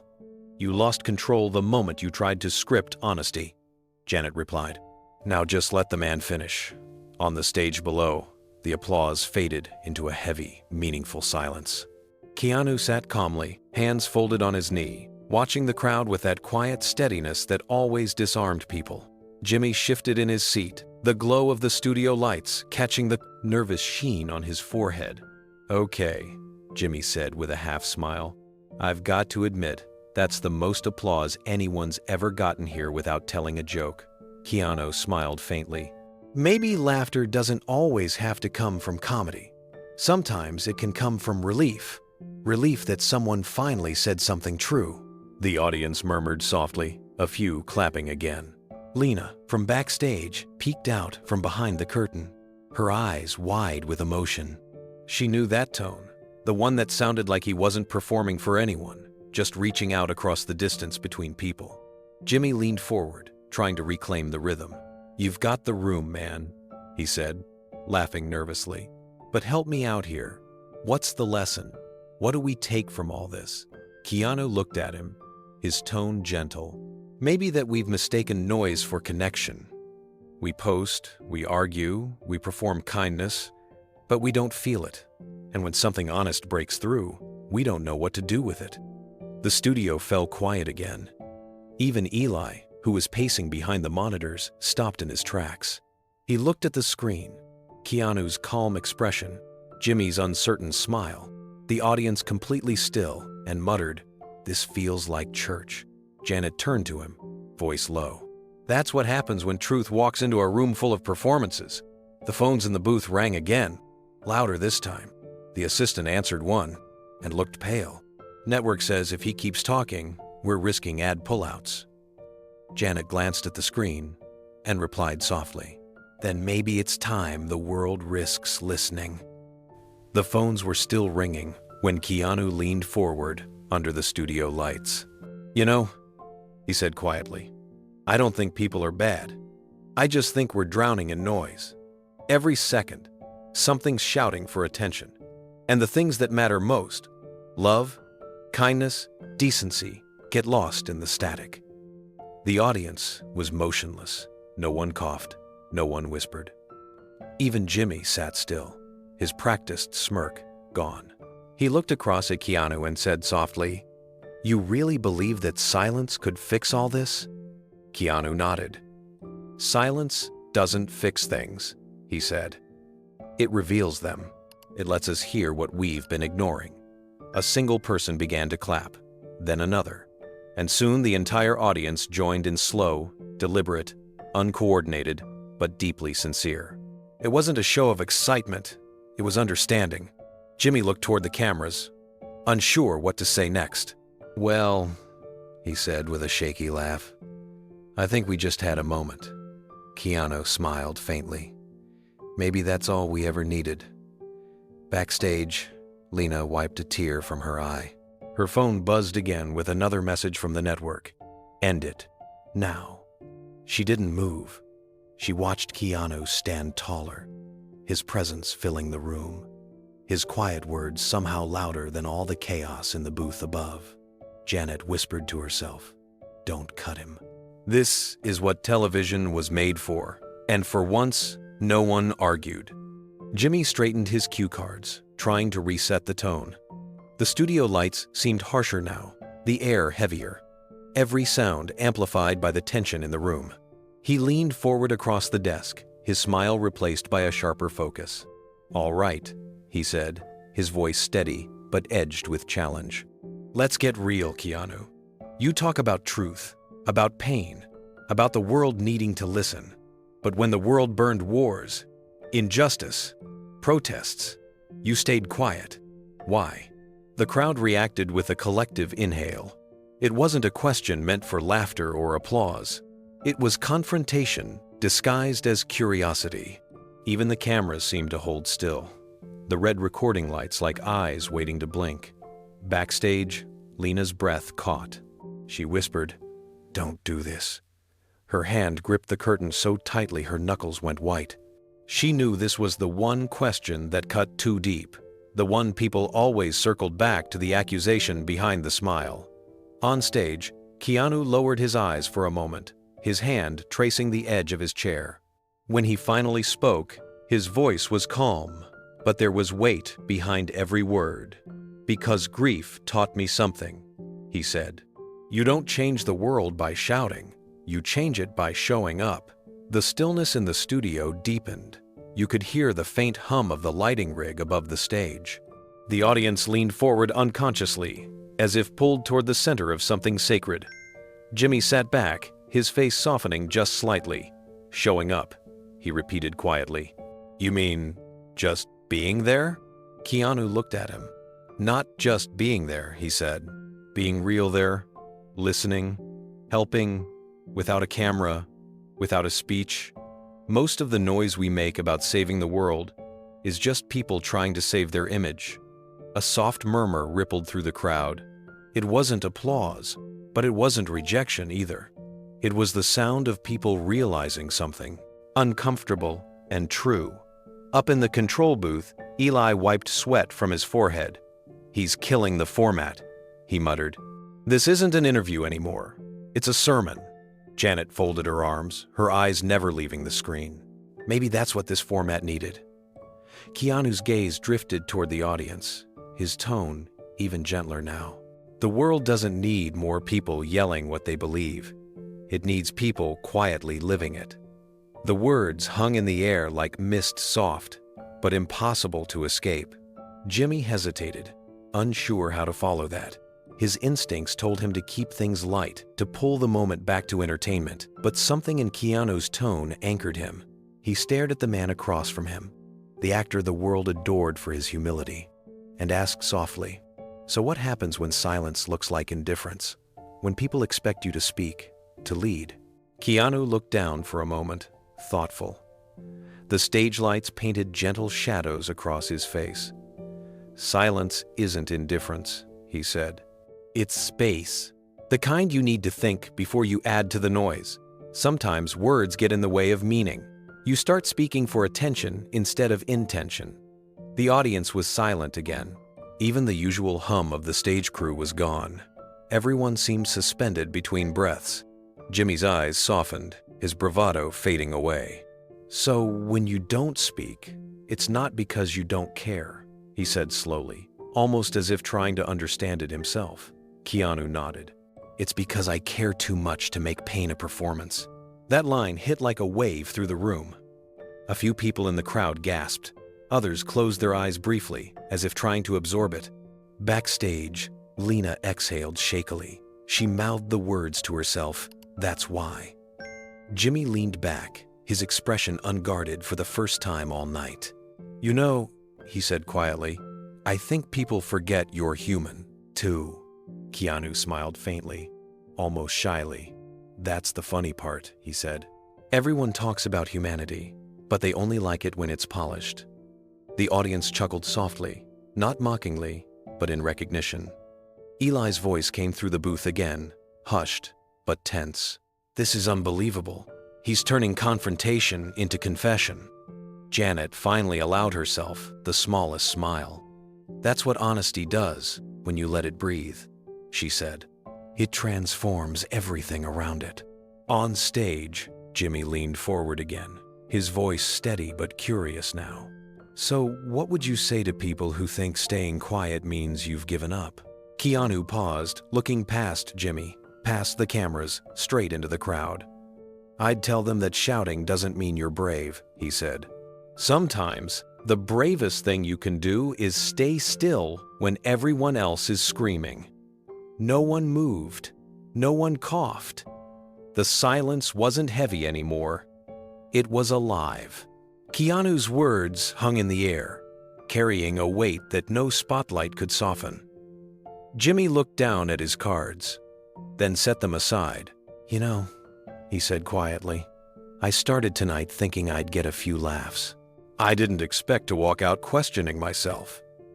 Keanu smiled gently. "That's what truth does," he said. "It doesn't demand answers. It just asks us to look closer." The audience didn't clap right away. They just sat there, thoughtful, moved, unsure whether applause could do justice to what had just happened. Then, slowly, they began to clap. It wasn't loud or showy. It was real. Backstage, Lena wiped a tear and whispered, "That's the Keanu they never see." Jimmy took a deep breath and leaned across the desk. "You really think silence can change the world?" Keanu looked up, his tone steady but kind. "Silence doesn't change the world," he said. "People do. But they can't if they never stop to listen." The weighted audience rose to their feet, the studio filling with quiet applause. Jimmy glanced at Keanu, half in awe, half speechless. In the control booth, Janet whispered, "That's it. That's the moment everyone will remember." Jimmy's posture stiffened, as if trying to reclaim control. The crowd's reverence had shifted the rhythm of the night, and the comedian in him, the part trained to command a room, couldn't stay quiet anymore. "So you're saying silence is strength?" he asked, his tone sharper than before. "That's easy to say when you're rich, when you don't have to fight for a voice," a few people in the audience murmured, uneasy.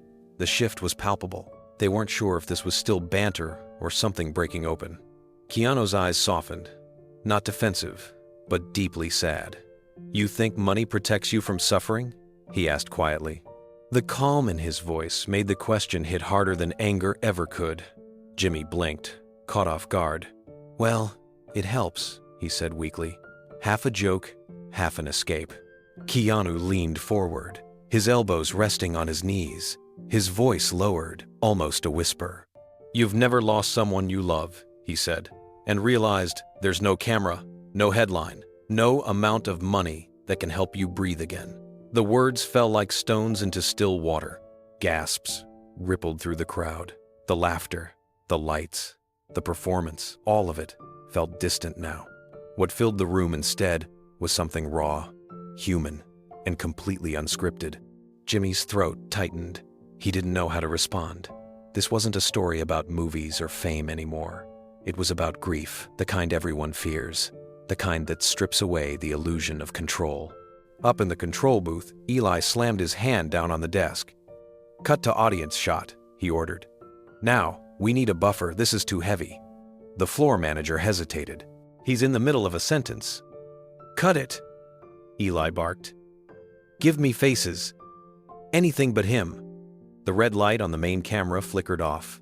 For a split second, the feed switched to a wide shot of the audience, silent, uncertain, caught between reverence and shock.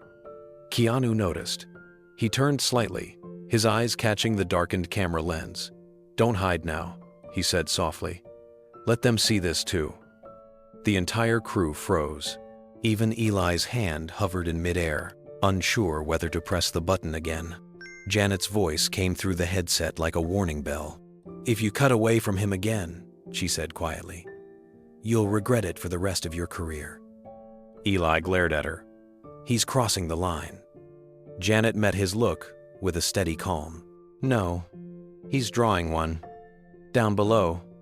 Keanu stayed seated, his face still, his voice low but unwavering. "People hide behind humor because it's safer than honesty. But the truth doesn't need an audience to exist."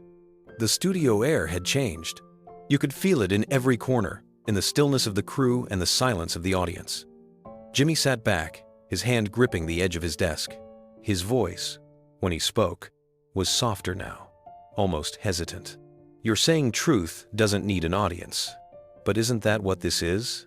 he asked. "A stage, cameras, millions watching? Aren't you performing right now?" Keanu's gaze didn't waver. "No," he said gently.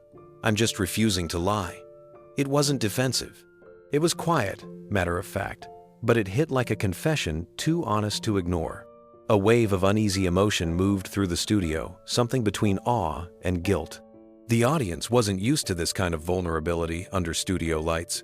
Jimmy ran his fingers through his hair and gave a strained laugh. "You're not making my job easy, man. Usually I'm the one catching guests off guard." Keanu smiled faintly. "Maybe that's why people stopped listening. They expect jokes when they need truth." That line hit the crowd like a pulse. A few people clapped, hesitant but sincere. Others just sat there, lost in the gravity of it. Backstage, Lena could barely breathe. She had seen Keanu hold his own in interviews before, but never like this, never stripping the moment down to something so bare it hurt to watch. Her phone buzzed again with another text. "Pull him. Now." She turned it face down on a chair and whispered, "Not this time." Up in the booth, Eli paced in circles. "He's hijacking the network," he muttered. "He's taking a comedy show and turning it into a sermon on grief." Janet didn't flinch. "Then maybe grief deserves airtime," she said quietly. "Because it's the only thing that makes people remember they're alive." Eli shook his head. "You don't get it. This isn't how television works." She finally looked at him. "No, Eli, this is how truth works. It doesn't care about your commercial breaks." Back on stage, Jimmy cleared his throat, trying again to steer. "You've lost people," he said, the words hesitant but real. "And somehow you still talk about hope. How do you do that?" Keanu's eyes glistened, not with tears, but with the weight of memory. "Hope isn't something you find," he said. "It's something you protect, even when everything else is gone." The audience erupted in quiet applause, the kind that grows slow, steady, and unstoppable. Jimmy looked down, blinking, as if unsure whether to continue or simply let it end there. The applause faded into a silence that didn't feel empty. It felt sacred. Keanu looked out at the audience, his voice calm but resonant. "People ask how I stay quiet when the world falls apart," he said. "But silence isn't absence. Sometimes it's the only honest response to chaos. You can't heal a wound by shouting at it." His words hung in the air. Jimmy swallowed hard, his usual sharp wit gone. He looked at Keanu with something close to respect and fear. "You really think people will listen to silence?" he asked. Keanu smiled faintly. "They already are." The room stayed still.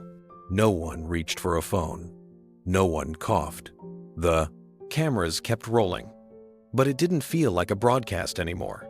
It felt like confession, collective and unplanned. Up in the booth, Eli was frozen at the controls. His jaw clenched. "He's running the show now," he muttered. "We're losing the narrative." Janet folded her arms. "No," she said softly. "We're finally telling one." Lena leaned against the curtain backstage, tears in her eyes. She whispered to herself, "This is why he doesn't shout. He doesn't need to." On the stage, Jimmy tried one last time to pull it back. "So what do you want people to take from this, Keanu?" he asked. "What's the message?" Keanu leaned back, looking not at Jimmy, but at the rows of faces beyond him. "That pain doesn't need an audience," he said, "but compassion does. And if all we ever do is argue over who's right, we'll forget how to be kind." A hush spread across the studio. You could feel it, that tremor of recognition that comes when someone says something too true to ignore. Jimmy sat quietly, eyes down, nodding slowly. Keanu turned back toward the camera, the red light steady once again. "Don't look away," he said softly. "Let people see what honesty looks like." In the booth, Eli's hand hovered over the control switch, trembling. Janet reached over and pushed it down gently. "Let it roll," she whispered. "Some moments shouldn't be cut." Keanu's eyes stayed on the lens, steady and unflinching. "We can't fix everything," he said, "but we can stop pretending that laughter alone heals the world." And with that, he sat back, silent once more, leaving the entire room holding its breath, afraid to break what had just been born in that silence. The silence that followed Keanu's last words stretched like a wire. Jimmy finally forced a nervous laugh, trying to break the tension. "Hey," he said, his voice just a little too loud. "I'm just doing my job, Keanu." Keanu nodded gently, his tone calm, unthreatening. "You are," he said. "But whose job is it to remember we're human?" The crowd murmured, a ripple of discomfort and applause mingling in the air. Some people nodded, others shifted uneasily in their seats. The energy of the room split down the middle, like a quiet argument spreading without words. Jimmy gave a tight smile, his body angled defensively now. "I think you're taking this too seriously, man. It's a late-night show. People tune in to laugh, not rethink their lives." Keanu's faint smile didn't fade, but his eyes carried something sharper compassion mixed with quiet disappointment. "That's what people said before every tragedy," he said softly. The words landed like thunder in a still valley. The audience froze. Somewhere backstage, a crew member dropped a clipboard. The sound echoed. Jimmy blinked rapidly, trying to brush it off. "Tragedy? Come on, man. You're talking like we're at a funeral."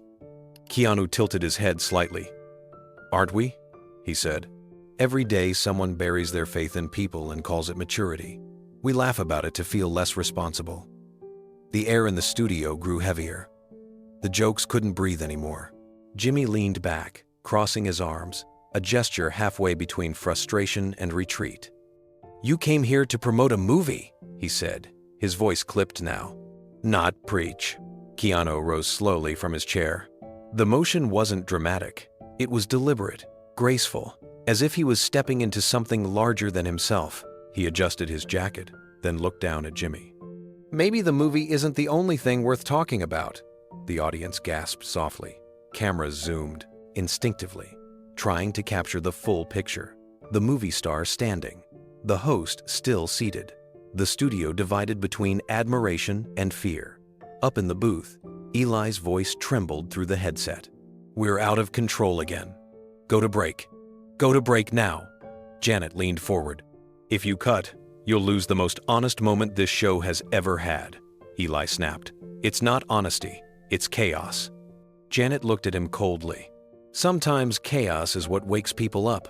The studio lights seemed harsher now, every glare and reflection turning the air electric. Jimmy stayed seated, but the smile was gone. His jaw flexed as he leaned forward, trying to reassert control. "Look, I get it," he said, his voice tense but measured. "You're deep. You've got thoughts about the world, but this isn't the place for speeches, man. We've got millions watching who just want to relax." Keanu's eyes softened again. "Maybe relaxing is the problem," he said. "We're so comfortable that truth feels like confrontation." A murmur swept through the crowd, uncertain, restless. Some clapped again, small bursts of applause from the corners, while others exchanged uneasy looks. Jimmy heard it too. It wasn't the laughter he relied on. It was noise without loyalty. Backstage, Lena pressed a hand to her earpiece. The producers were shouting over each other. Eli demanded a commercial cut. Janet was refusing, again. "You'll destroy the moment," she said. "If you pull away now, it'll look like censorship," Eli barked. "I'd rather deal with a trending hashtag than a meltdown on live television." Lena ignored them all. Her eyes never left Keanu.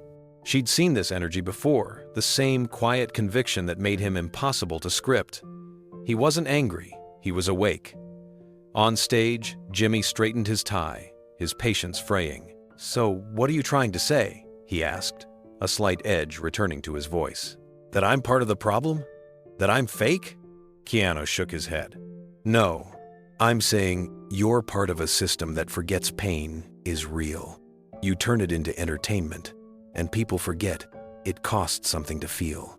The audience gasped again.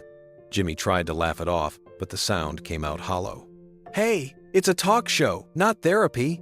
Keanu's tone stayed calm, unwavering. "Maybe that's why we need more therapy, because no one's allowed to speak from the heart without someone cutting to commercial." That hit harder than anything yet. The room fell completely still. Jimmy's expression faltered.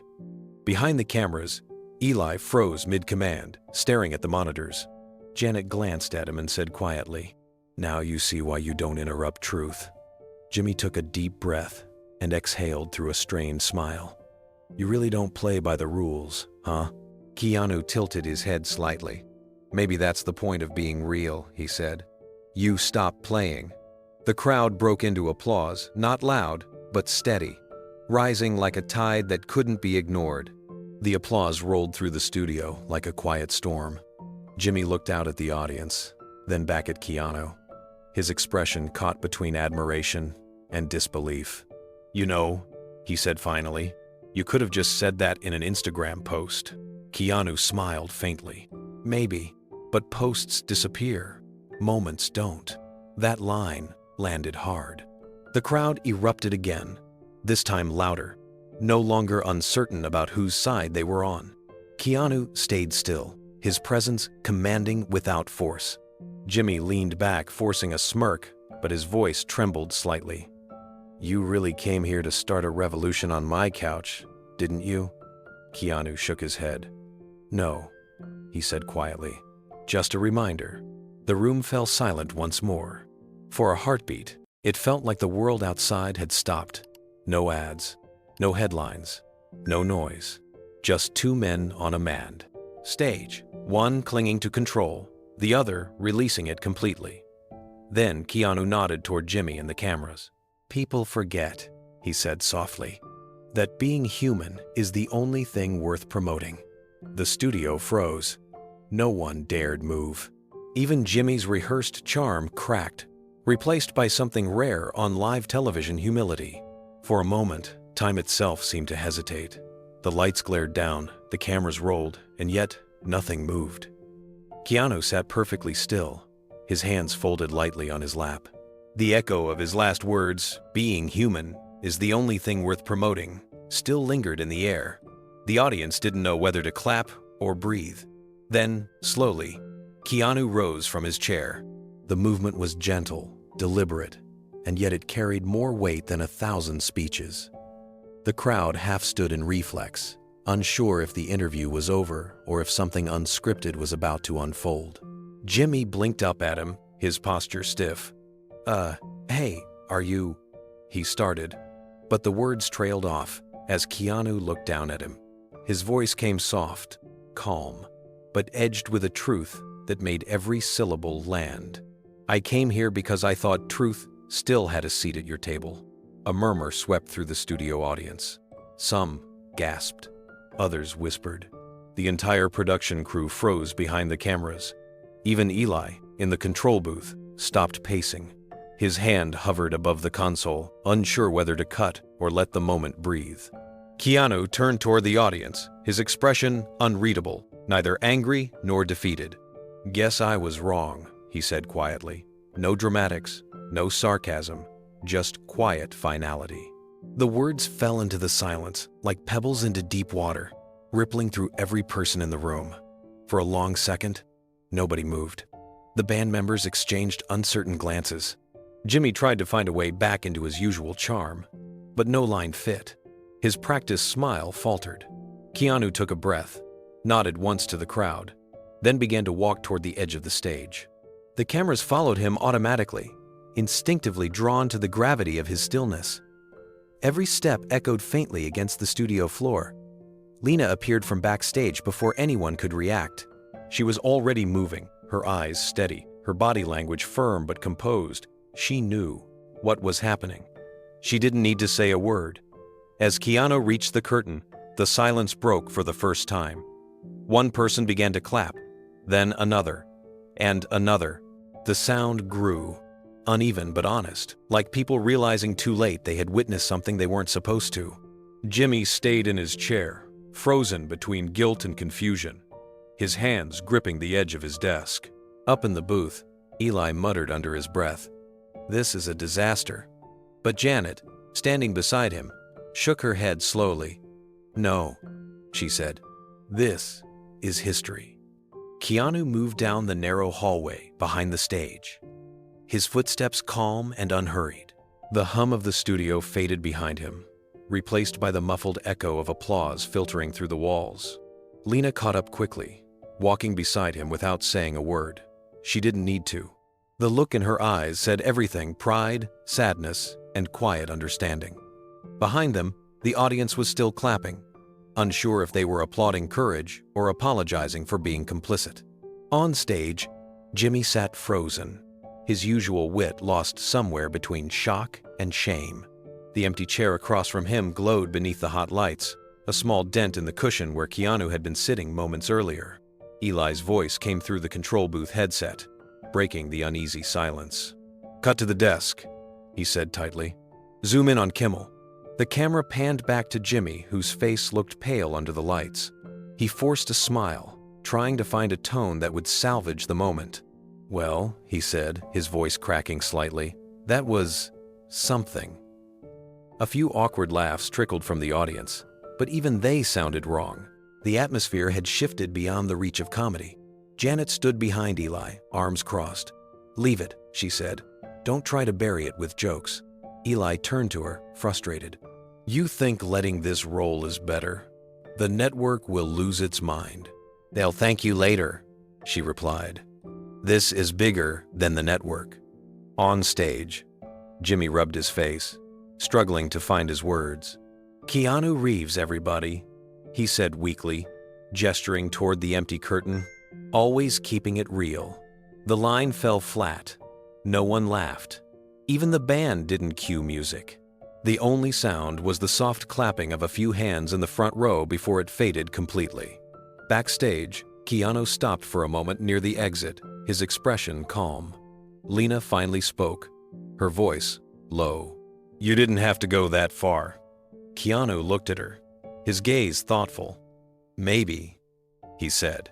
"But sometimes, silence isn't enough. Sometimes, walking away says more than staying." Lena nodded slowly, realizing that this wasn't about television anymore. It wasn't about image or reputation. It was about drawing a line, the kind of line that can't be erased once the truth crosses it. As they reached the back door of the studio, the applause finally stopped. For a few seconds, there was nothing but still air and the faint buzz of equipment behind the walls. Then, softly, Keanu exhaled and said, "They'll understand later." Lena gave a small smile. "They always do," she said. He pushed the door open, stepping into the cool Los Angeles night, the noise of the studio left behind, replaced by silence that finally felt pure. Outside, the night air was sharp and still. The studio lights glowed behind Keanu like a distant world he'd just left behind. Lena followed him to the curb, the quiet between them almost comforting after the tension inside. Across the street, a small group of fans, who had waited for hours, spotted him through the glass doors. They didn't cheer. They just watched, respectful, almost reverent. Keanu turned slightly, looking back at the building. For a brief moment, he seemed to see not a studio, but a mirror one, reflecting everything wrong with how truth was packaged, sold, and consumed. "It's strange," he said softly. "All those lights, and somehow, it still feels dark in there." Lena looked at him, eyes warm. "You lit it up anyway." He smiled faintly, hands in his pockets. "Maybe that's enough." Inside, the cameras were still rolling, pointed at the empty chair, still warm under the studio lights. Jimmy sat motionless, staring at it, his reflection trembling in the polished desk. The laughter, the cues, the performance, all gone. In the control booth, Janet whispered, almost to herself, "That's what truth looks like when it refuses to stay seated." The moment Keanu's footsteps disappeared beyond the curtain, chaos swallowed the backstage corridor. Producers were shouting into phones, assistants sprinted between offices, and the faint sound of audience chatter leaked from the studio door. It felt like the aftermath of an earthquake still standing, but nothing quite where it had been. Eli stormed out of the control booth, headset still hanging around his neck. "What the hell was that?" he barked. "Do you realize what just happened? That was supposed to be a light promo, not a manifesto." Janet followed calmly behind him, clipboard in hand, her tone steady, despite the frenzy. "It was honesty," she said. "You wanted viral, you just got it." "That wasn't viral," Eli shot back. "That was a PR nightmare." Down the hallway, Keanu and Lena walked slowly, their pace a strange contrast to the panic unfolding behind them. Keanu's expression was calm, detached, like someone who had made peace with what others would call chaos. Lena, still tense, glanced at him. "They'll twist this," she said. "You know that, right? They'll edit it, headline it, turn it into something ugly." Keanu gave a faint, knowing smile. "They always do," he replied softly. "But truth doesn't need defending." Lena shook her head slightly. "Yeah, but it needs context, and right now all they'll see is a walkout." Keanu stopped near the side door and turned to her. "Then maybe that's what they were meant to see," he said. Someone walking away from noise. Behind them, voices rose. A frantic young PR intern nearly collided with Janet, clutching a phone. "It's already trending," he gasped. Number Keanu walk-off is everywhere. Half the comments are calling him a hero. The other half are calling him unhinged. Eli groaned, rubbing his temples. "Great. We just hosted a philosophy lecture on primetime TV." Janet looked past him toward the hallway where Keanu had gone. "No," she said. "We hosted the only real conversation this show's had in years." The side door creaked open, the heavy night air rushing in. Keanu stepped outside, the cool breeze touching his face like mercy after fire. Lena lingered behind him for a second, glancing back at the chaos. The flashing phones, the frantic typing, the sound of blame ricocheting through the corridor, it all felt so small compared to the quiet that waited beyond that door. When she finally joined him, the noise from inside faded behind them. "You could have stayed," she said. "You could have explained." Keanu looked at her, his voice almost a whisper. "Explaining is what they expect. Silence is what they'll remember." Inside, the panic grew louder. Assistants rushed between screens, replaying the moment frame by frame. "We can't air the full segment," one producer yelled. "Legal says we have to review every second." Eli barked into his phone, pacing like a caged animal. "No, I don't care what Twitter's saying. Find a clip that makes him look gracious. I don't want this turning into some martyr story." Janet leaned against the wall, arms crossed. "You can't edit integrity," she said. "And the more you try, the worse you'll look." He turned on her, furious. "You think he's some saint? He hijacked our show." Janet met his glare with calm conviction. "No, he reminded people that your show stopped being real." A heavy silence followed before Eli stormed off. Phones kept ringing. PR staff typed furiously, crafting half-truths and official statements to frame what had just happened. The air felt hot, electric, with damage control. Meanwhile, outside, Keanu stood by the alley exit. The cool night wrapped around him like a refuge. Lena exhaled, finally letting the tension go. "You realize you just detonated live television," she said softly.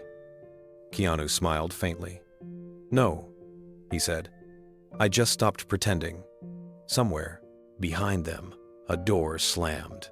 The sound echoed down the hallway, the last note of a show that would never sound the same again. They reached the street, where the black sedan waited, engine running quietly. Lena opened the door, but Keanu paused, glancing back once more at the building. The laughter that once filled it now sounded distant, almost unreal. "Do you regret it?" she asked. He shook his head. "You don't regret telling the truth," he said softly. "You regret all the times you didn't." For a long moment, neither spoke. A few crew members watched from the doorway, unsure whether to follow or stay hidden. Some looked ashamed, others inspired. Then, Keanu stepped into the car, settling into the silence as if it were the only honest sound left in the world. Lena joined him, and the door closed with a gentle thud final. Peaceful.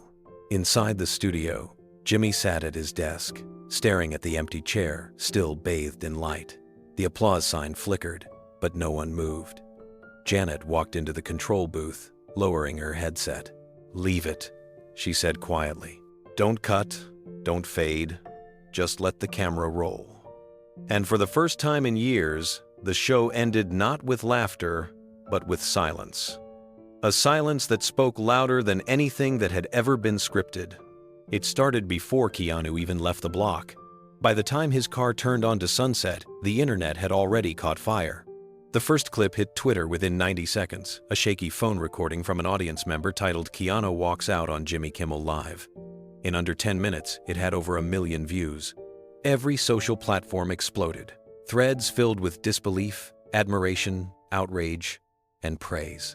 One user wrote, "That wasn't a walkout, that was a wake-up call." Another snapped back, "He's a millionaire, lecturing people about truth. Give me a break." The arguments spiraled like wildfire.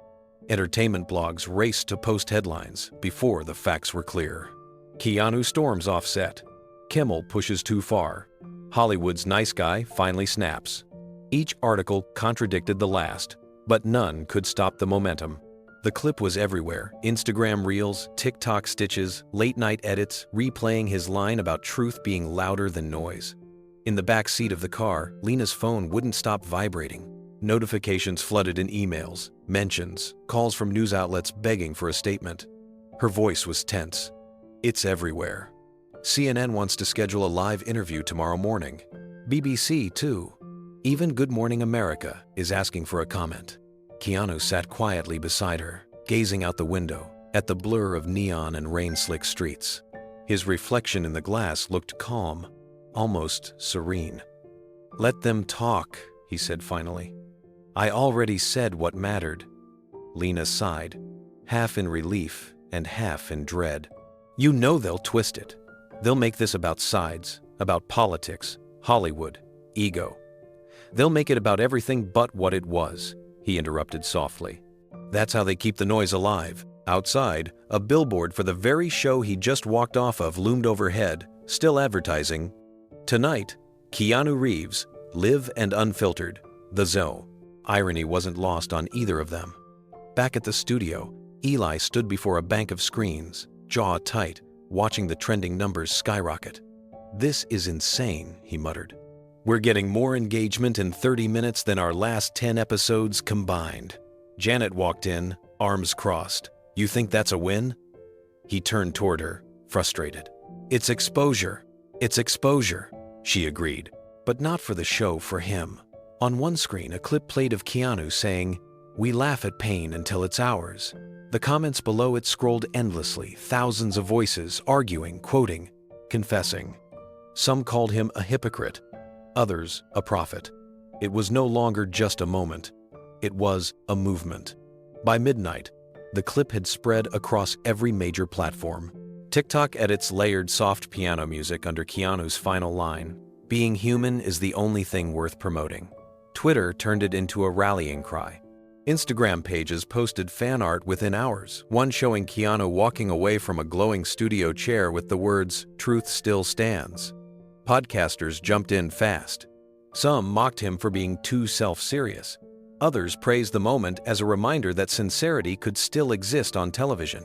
One quiet voice from a small independent show called Echo Hour posted a simple sentence that went viral. "That was the most human 5 minutes of live television in years." News outlets split instantly. CNN ran the headline, "Keanu walks out on Kimmel after emotional clash." Fox News aired, "Reeves exposes Hollywood hypocrisy." BBC called it, "a moment of unscripted truth." Every headline twisted the story in a new direction, but everyone kept his name in lights. Lena scrolled through the chaos, exhausted. "It's like watching the world argue with itself," she said. Keanu leaned back, eyes half closed. "Maybe that's what truth does," he said quietly. "It doesn't divide people. It just shows them who they already are." Outside, the traffic lights shifted to green, and the city kept moving fast, loud, oblivious, while the internet built a storm around his silence. By dawn, Keanu's face was everywhere. News tickers scrolled his name beside words like walkout, truth, and meltdown. Yet the footage told a different story. Not anger, not performance, just quiet conviction. Clips of him standing, calm and composed, filled millions of feeds. Lena's phone buzzed again. "Your publicist says every outlet wants a statement," she murmured. "They're asking if you'll apologize or explain." Keanu looked up from the passing skyline, the early light brushing his face. "Neither," he said. "If they didn't hear it the first time, repeating it won't help." Somewhere across town, Jimmy's team drafted a late-night post, an attempt at humor, something about passionate conversations and live TV. But by the time it went up, the internet had already chosen its narrative. A trending post read, "He didn't storm off. He walked away from the noise." Keanu's phone vibrated once more. A message from Janet. "They'll replay this moment for years. Thank you for not playing along." He smiled faintly, setting the phone aside. Outside, the sun was rising over Los Angeles. The city that never stopped talking finally felt, for a moment, still. The first light of dawn spread gently across the hills, painting Los Angeles in pale gold and gray. Keanu sat on his back porch, a mug of coffee cooling in his hands, watching the city wake up beneath a soft layer of mist. For once, there were no cameras, no crowds, no noise.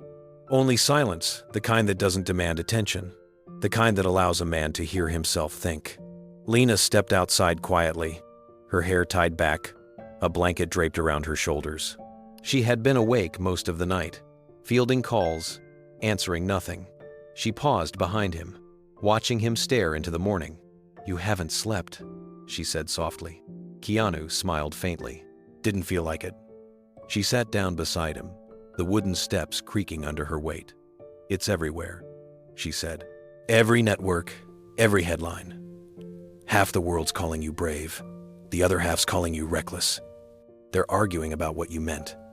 He nodded slowly, eyes still on the horizon. "They'll keep arguing until they forget why it mattered." Lena looked at him curiously. "And why did it matter?" Keanu took a long breath, his tone calm, almost tender. "Because silence isn't peace if it hides truth. We mistake politeness for compassion, performance for connection. But peace that comes from pretending isn't peace, it's surrender." He turned slightly toward her, the faintest smile tugging at the corner of his mouth. "Every time." For a while, neither of them spoke. The world outside began to hum again, distant sirens, a passing car, a bird calling from a nearby tree. Lena finally broke the silence. "You know, most people in your position would be drafting a statement right now. Something polished, something safe." Keanu looked down at his phone, resting on the porch rail. Notifications glowed endlessly across the screen, millions of views, thousands of comments, clips from every network, dissecting every second of his walkout. He reached out, turned the phone face down, and said, "I already said what mattered. The rest is just noise." Lena smiled quietly. "You know they'll play that clip forever. Then maybe someone will hear it," he said simply. The wind stirred through the trees, carrying with it a rare stillness, the kind that followed truth spoken without apology. Lena leaned back against the porch railing, eyes still heavy from the sleepless night. "You know," she said quietly, "most people spend their lives trying to be heard. And you walked away from the microphone." Keanu chuckled softly, the sound almost like a sigh. "Maybe that's the only way to be heard," he said. "When you stop performing for the crowd and just live what you believe." He took a sip of the now cold coffee, eyes distant. "We talk too much about winning arguments and not enough about keeping our soul intact." Lena nodded slowly. "The world doesn't like simple answers anymore. Maybe that's because we stopped asking the right questions," Keanu said. The morning light crept higher, brushing across his face. He looked peaceful, not triumphant, not burdened, just grounded. On the table beside him, his phone buzzed again. A new message flashed from Janet. "You didn't just walk off a show, Keanu. You reminded people what truth looks like." He smiled faintly, setting the phone down again without replying. "It's funny," he murmured. "People think walking away is weakness, but sometimes it's the only way to stay strong." Lena looked at him, her expression softening. "You really meant every word, didn't you?" "Every one," he said simply. Keanu's gaze lingered on the horizon, where the sun finally broke through the morning haze. "I didn't storm off," he said quietly. "I just stopped pretending." The words hung in the air, unforced and honest, the kind that didn't need to be rehearsed. Lena smiled faintly. "They'll call it whatever sells." He nodded. "They always do.